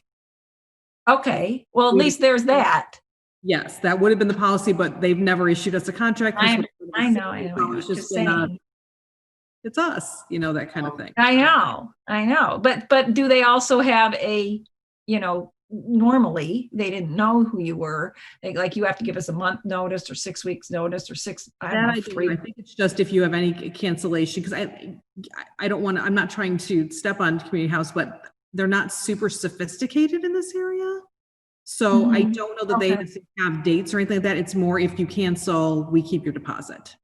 I think it's more cut. Okay, well, I didn't honestly, I didn't think we were going to get this deep in the weeds on it, so I didn't ask for those details. Yeah, but if 50% makes sense, if that's what they've got, and that's what they normally do, that is a better fallback position, I think, even though they didn't have it with you. I don't know. So anybody else? I think 50%. If we can give them 50%, that's not. I mean, it's good for both parties. If we could get out of that gray area. Yeah, no, I agree, Tony. And where this is you try and do the right thing, and it ends I'd up. like to do something for them. Yeah, Mr. Mayor. Hold on one second, Mayor. Go ahead. Oh, sorry. I think we should. They did that in good faith. We should try to work it out as long as we can do it legally. Yeah. Pay them the full thing, I think. Yeah, I agree with that as well. So, Christy, please go ahead. Back to your original question, if we can find it in the administrative side of things or anything. The one area where we've been putting a lot of our fundraising dollars, grants, we get everything's been landing in business development. So it's just sort of a catch-all for things. That might be the place that we could find dollars for this, and that would take it out of the capital side. So we wouldn't be as in the gray area with spending outside the district. Got it. All right, let me ask this question to the board. Is there anybody that's opposed to us trying to make the community house whole, whether it's half or whole, of the $3,800?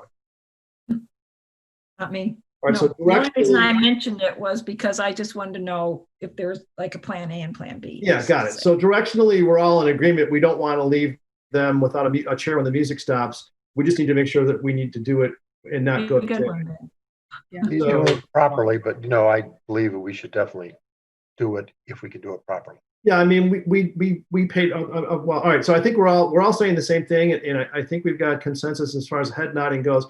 So, Christy, why don't you and Nick sort of take it and figure out a way how we can do it without, blowing up the budget or getting hauled into court. I mean, no matter what we do, we're going to anger somebody, but I think it's just the right thing to do, and I'm a firm believer in karma.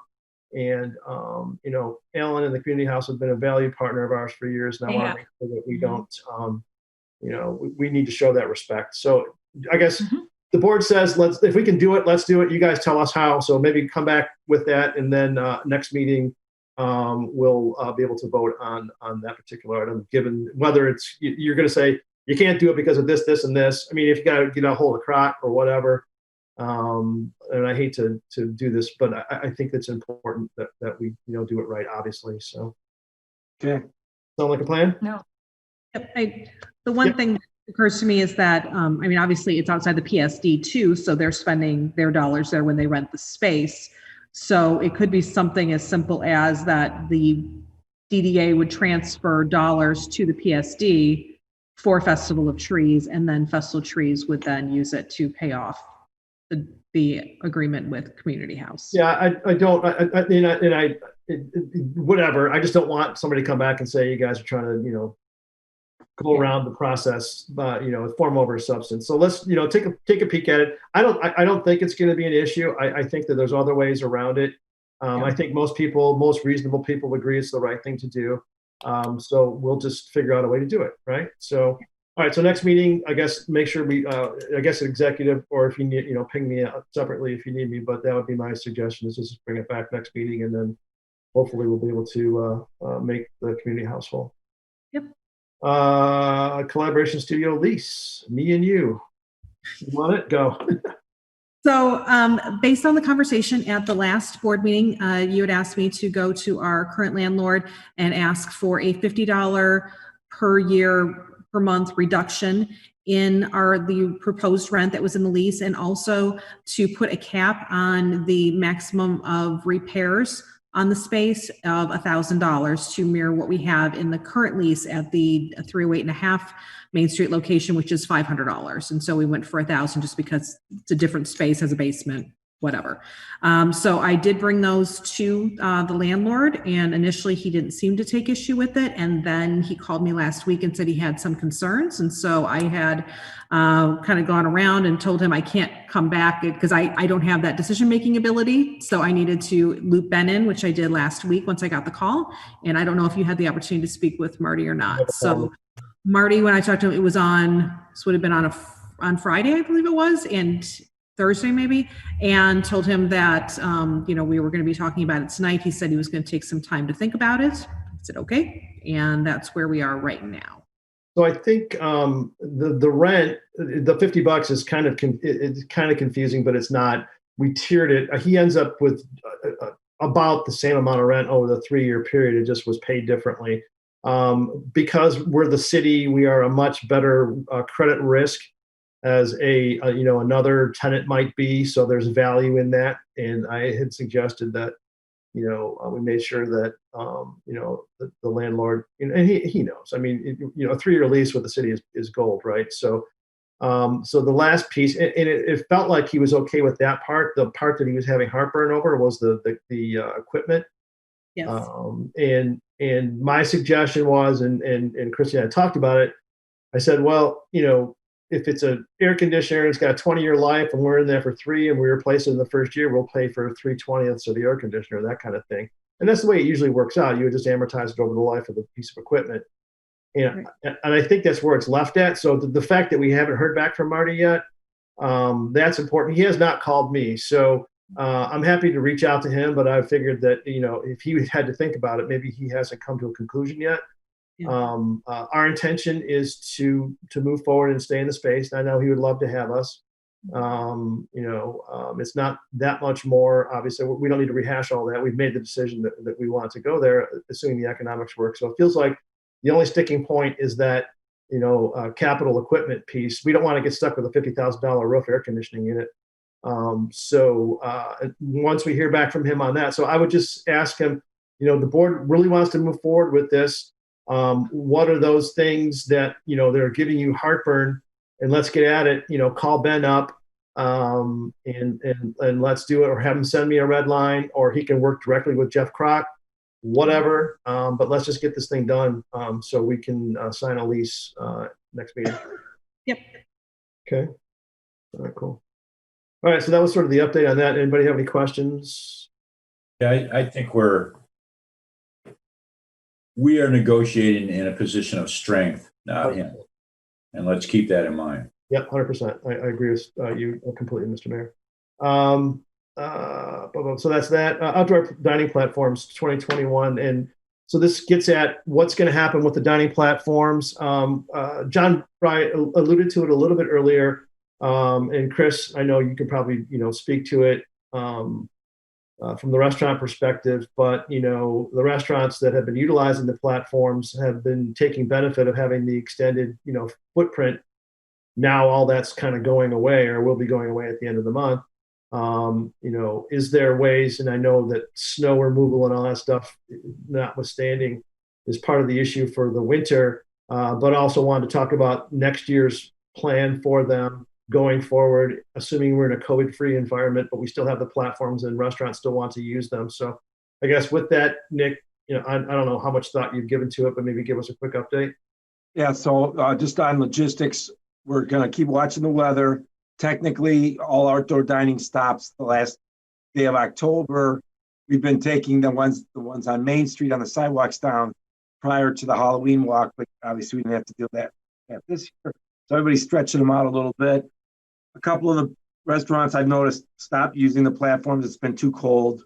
But our DPW guys can't go out and just grab them when it's time. They have to make it. They're trying to do them in a 2-day period. Joey LaChurco down at the cement plant has been gracious enough to let us add him on a rider for insurance, and we can store them outside down there.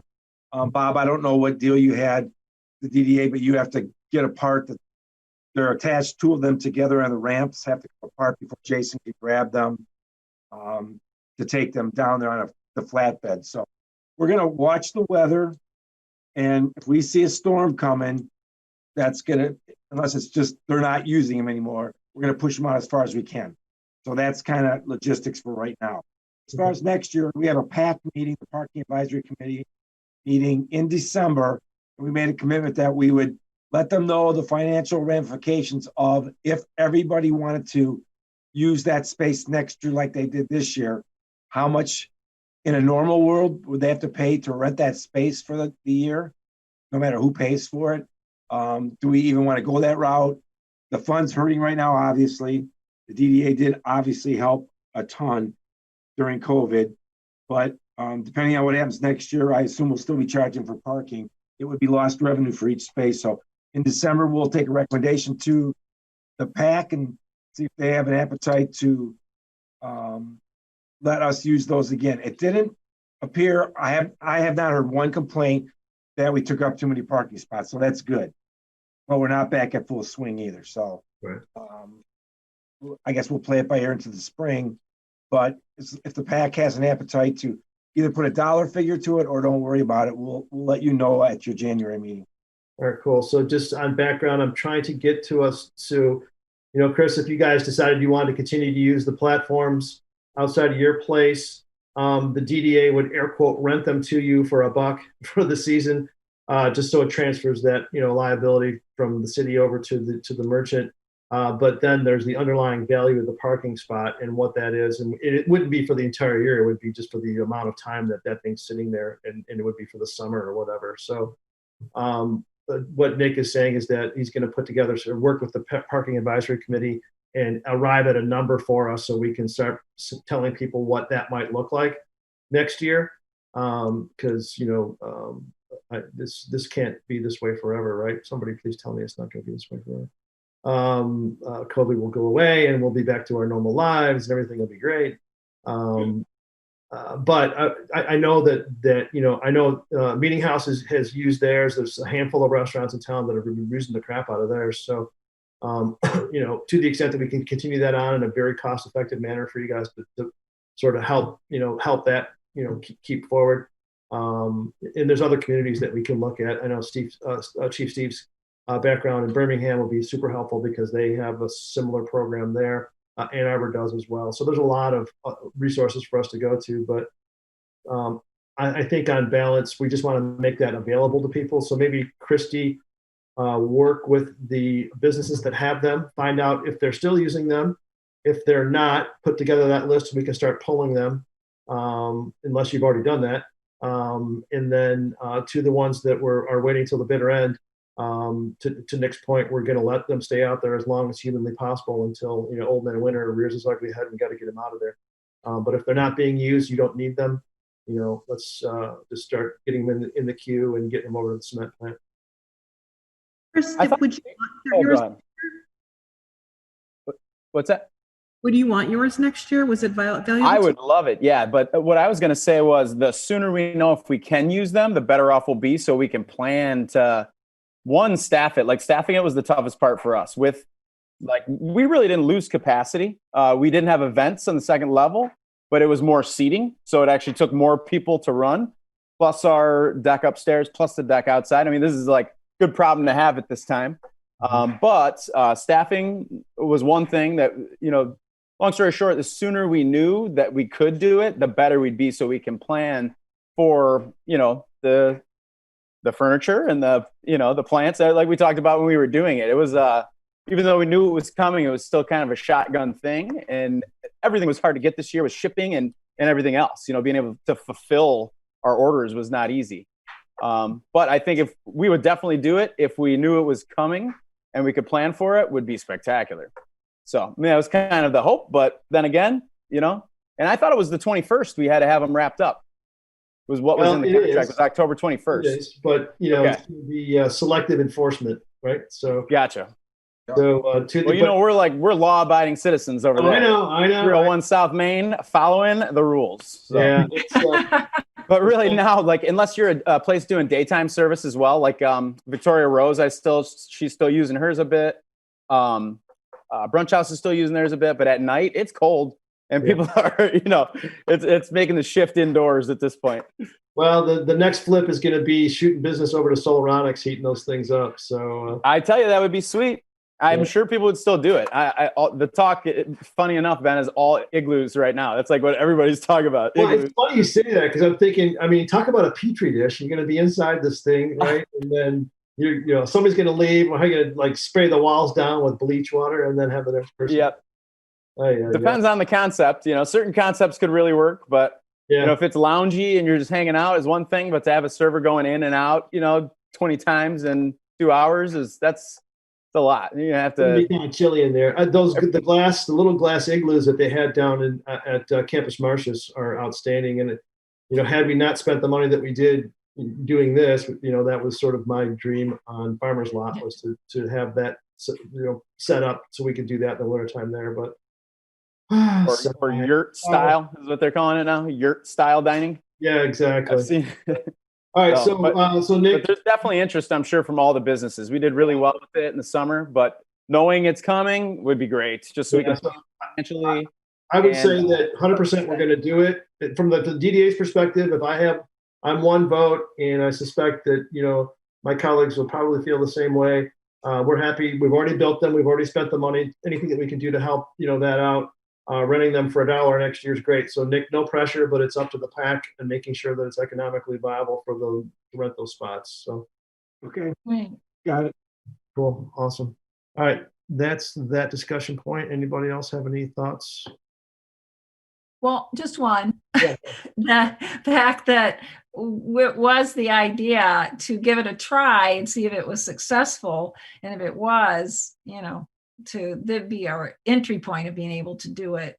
I want to do more. You know me. I'd like to do. I know. I just put in my 2 cents, and that's it. Not a nickel's. Up and down Main Street, That's where I'm at. That's MDOT though. We can't control them. But I was worried about in Maine. downtown Ann Arbor on Main Street, it's so cool, and in downtown Birmingham, and for all the reasons the chief had spoken about earlier, the lack of it being a safe deal. It's good. So, all right. DDA, PSD. Getting a feedback there. I apologize. So, I want to talk about the planning for 2021. Christy and I were chatting about sort of getting set up for goals and objectives and sort of thinking about next year. And I'm working under the assumption that, COVID is going to start working its way out of the system. The standing joke is November 4th, but, it's sometime in short order, it's going to go away. So we need to start planning on, getting back to air quote normal. So we wanted to, work hand in glove with our partners at the PSD as to planning. So I guess, Christy, kind of tee that off and let you take it. Yep. So we started talking about it last night at PSD, and we've been talking about it internally, Jenna, Taylor, and I, that regardless of how far COVID is gone, how it all progresses, because it's a moving target, but we've already started reevaluating the way that we approach a lot of things. We're talking about for next year that, we still want to be able to produce the bigger events, expecting that maybe we're not going to have the same crowds that we might normally have if everything is back to normal and people can do, whatever they want to do. And creating more boutique style events, things that are a little bit more like a magical mural tour, like Taste of Fall, things that are self-guided, still gets people downtown, still gets them into the businesses, but allows them to do it at their own comfort level and their own pace. And so I think it's going to be some hybrids of things like that. So we started talking a little bit at PSD last night that the reason for their invitation to tonight's meeting is that perhaps we would have a joint goals and objectives meeting to start talking about what, the lead that DDA will take and what things they'll be working on and the direction that PSD is going to take. So like you said, hand in glove, so that we can be hitting things on all cylinders when we're ready, because obviously with everything that happened, we really didn't have much of a chance to get ready for this. It was just here. Whereas now we've got a little bit of play. And I think that we've learned a lot over the last several months of how nimble our merchants can be, how open they are to new things, how open they are to technology and online promotion and a lot of other things. I think we're in a pretty good position, but I think it's going to be the two boards working together with all of those ideas and creativity that are going to really bring out the best in each other and bring those things to light. So we had talked about way back in the day, we used to have a joint goals and objectives meeting, and that might be something we want to try again in January. Yeah. Anybody else have any thoughts on this? I have a bunch, and I'll try and make it last less than 7 minutes so we can get done at 9 o'clock. So my thought is that let's maybe do a pre-goals and objectives with the two boards together. We can do a Zoom call. We can loop it into a Zoom happy hour call where everybody's just kind of chill and we're talking about ideas, throwing stuff up on the virtual whiteboard. As to the wish list. And then once we do that, split off into the individual boards and sort of talk about, the things that we arrived at as a group of what our goals ought to be. And then in January at our regular goals and objectives, we'll reconvene as a joint group and do that. So typically in the past, we would go to, we get like a conference room at the Royal Park, and we would go there and spend a morning and do that. I don't think that's in the cards this year. I hope it is, but I'm not. I'd be totally down for that, and I'd even pay for it myself. I'd be so excited.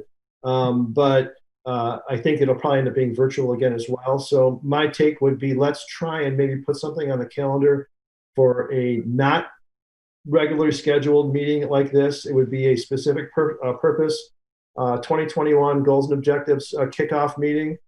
Between the PSD and the DDA. We can do it as a Zoom call, probably, second week of December or something. You guys pick a day. I'll defer to you guys as to what works. We'll put that on the calendar. We'll have a very crisp agenda as to the things that we want to get at. You guys will start pre-populating those ideas you've been thinking of as discussion points. We'll come out of that with 4 or 5 or 6 things that we want to accomplish or talk about independently. Then at a regular meeting, do whatever. And then when we get together in January at our group goals and objectives, we'll go ahead and make sure that our budgets reflect these things that we agree are a priority for 2021. Does that sound like a good deal?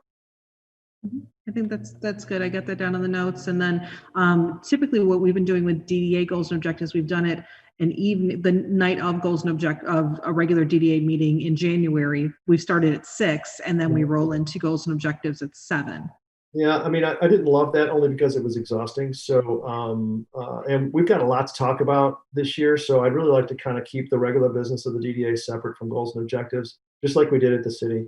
I just think it's just too much and people get kind of burnt out. And I'm not trying to meeting this to death, but I think there's just so much important work that we need to do. I want us to make sure that we're laser focused on that. So I defer to the group if you got any other ideas, but that's just sort of my take is let's do something early, mid-December as a group, team break, everybody go to your corner, figure out how you're going to make it work. And then let's get back together and we'll have a purpose scheduled 2-hour meeting or 1-hour meeting or whatever on a weeknight, no Saturday morning stuff. Right. So, although it was fun seeing everybody's smiling face on Saturday morning, but yeah, so that's my thought. And then from that, we will be able to start assembling our budget because we go right from goals and objectives into the budget process for the oncoming fiscal year. So, so let's go ahead and do that.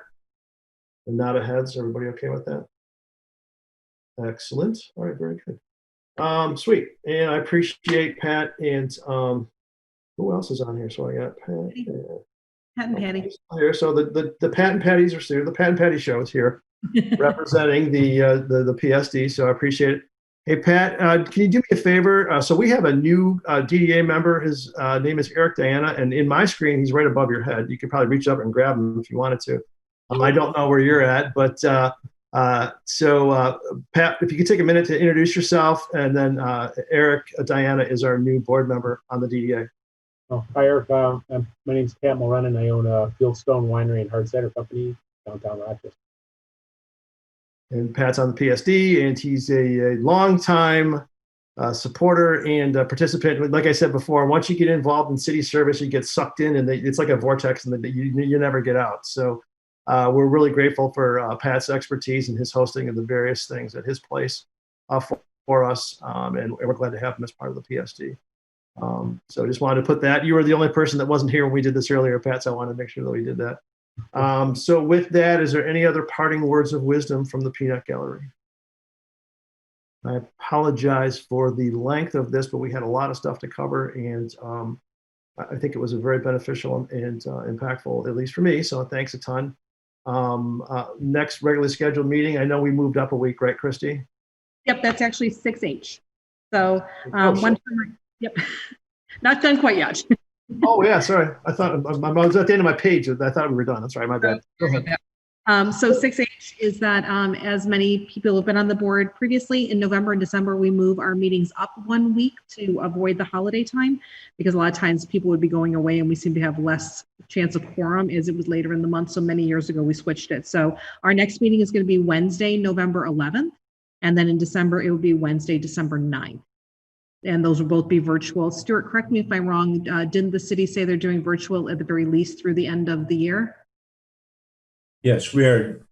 Yes, we are still with virtual, and nothing's changed that I can tell, unfortunately. Got it. Okay. Well, that's what we'll plan on then. I apologize for that. My page was empty. It's the end. I thought I was all done. I was very excited. I was going to wrap this up at 9. We can fly through regular reports, though, in a minute and 30 seconds. Executive Director update, anything that we haven't covered yet that you need to get out there? Yes. So we have new Love Local merchandise coming into the studio. We did a survey of our Love Local Rochester page and asked what you see. And so we're bringing those to you. So people asked for beanies. So we have the Love Local beanies that are coming in. We had people asking for palm hats. So we have the classic, and what's this? A new Love Local Big Braided logo version. Oh, dude, I got to get that hat. Isn't that going to be fun? So 2 different palms, or 2 different tops, but those. People asked for a blanket.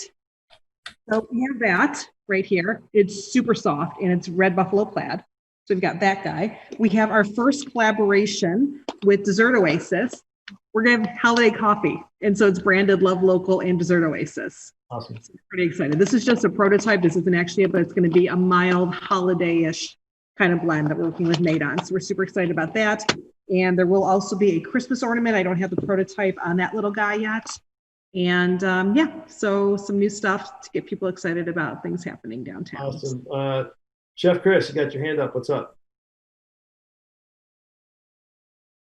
That's just a clap. Oh, okay. That was a clap. It was either a clap or a smiley face, and that was clap.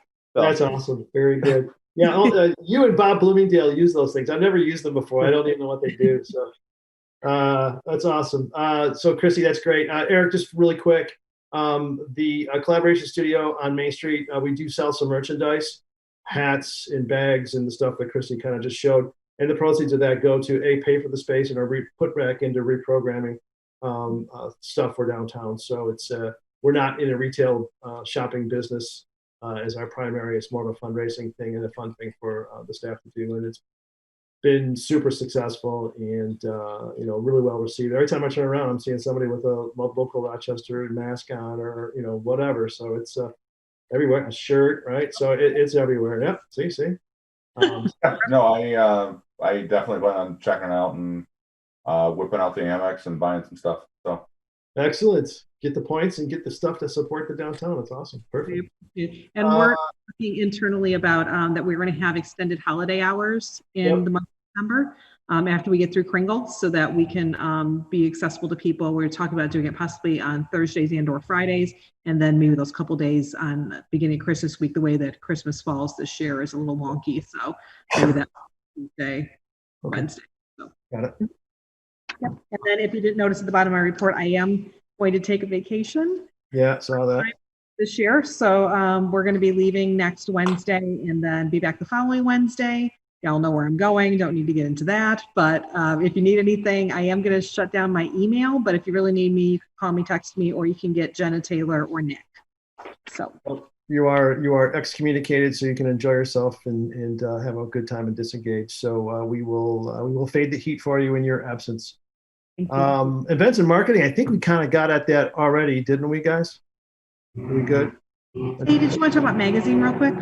Yeah, just two quick things. Magazine just went to print this week. So that's our big holiday issue. Lots of good merchandise. We're celebrating 110th anniversary of Dillman and Upton. Good feature on Bologna's restaurant and some positive spins in 2020. We did a couple merchant features, 4th Street Boutique, Red Naps, the new Paint Creek Tavern, and Royal Park Hotel, and kind of persevering this year with a lot of the different struggles. So some exciting content. Look out for that in your homes or in your businesses the week of November 9th. And will be distributed in the area. As well, we're just wrapping up the farmers market season. It's been a very successful season, very happy with it, averaging about 2,000 attendees a market day. Lots of positive feedback from our vendors and a uptick in sales. So take that as a win for this year. And as just an update, no holiday farmers market this year. That usually the Thursday night market that we host in the fire department, just due to spacing and capacity and so forth, that just won't be manageable or successful, I think, for either party. So like Christy mentioned, we'll be doing some late night, evening, holiday hours at the studio for merch sales. So thank you. Awesome. A financial report from the DDA. It's in the packet. If anybody's got any questions, you can ping myself or Anthony separately, or Christy, and we'll be happy to answer your questions. BizDev, anything of note? Covered up there. I think we covered everything. Just that we're not going to have a holiday expo. We've covered that, I think, enough, but everybody knows that. Yep. Okay. Got it. Thank you. Site dev, anything of note? No, just looking forward to the spring to getting some of those sidewalks replaced. Yeah, 100%. Can't wait. All the fun stuff that we do, the infrastructure, right? All right, so that concludes the bulk of the agenda. Was there any other miscellaneous comment from anybody that has anything that hasn't endured this 2 hour? Yeah, I want to thank the DDA for giving me that grant for my tables and the heater. That heater outside is a huge success. During the day, it's like summertime out there. I just want to thank everybody And still waiting on the furniture. I'm going to order that hopefully next week, but the heaters, it's beautiful. I just want to thank you guys for that grant. Fantastic. Very good. Yes, sir. That's what it was there for. Christy? I just wanted to, for Jenna, I don't know if she wants to talk about it. We had our Halloween Fest this last weekend because we know there's a lot of interest in trying to do something for the kiddos. And so Jenna really hustled and put something together. So Jen, did you want to talk about it for a sec? Sure. So our Halloween Fest was on Saturday. We had it was hosted in the farmer's market. We did a one-way path with some goodie stations, make and take crafts, photo opportunities with the Ghostbusters. The Linda Ray team did a pumpkin patch and passed out pumpkins for the first 200 trick-or-treaters. And it was nice to have community members out and about. Genesis Credit Union again sponsored that event. So we had orange tote bags for the kiddos. And I feel like the people who attended really enjoyed themselves and it was a good evening for them. That's awesome. Yeah. That's what we do, right? Marilyn? My neighbor was walking home after the event and she told me all about it. There's like 4 or 5 kids, neighborhood kids in our neighborhood. They just loved it. They really loved it. That's great. It'll be a memory that Halloween wasn't completely gone. Right. The ghost of Christmas or the ghost of Halloween past, right? So Yeah, it was a really lovely idea. It meant so much to them. that's great. Well, that's what we do, right, people? We make the magic. Awesome. All right. Well, anything else? I don't see anything. Thank you, everybody, for indulging us for these 2 hours and 6 minutes. It is not. It has been time well spent. So next meeting, we will send agenda out, and I think it should go fairly quickly. I think we've covered a lot of ground here. So thanks again, and once again, Eric, welcome. Glad to have you aboard, and looking forward to doing some fun stuff together. All right. All right, guys. Have a great night. Good night, everybody. Yeah. See ya. Bye.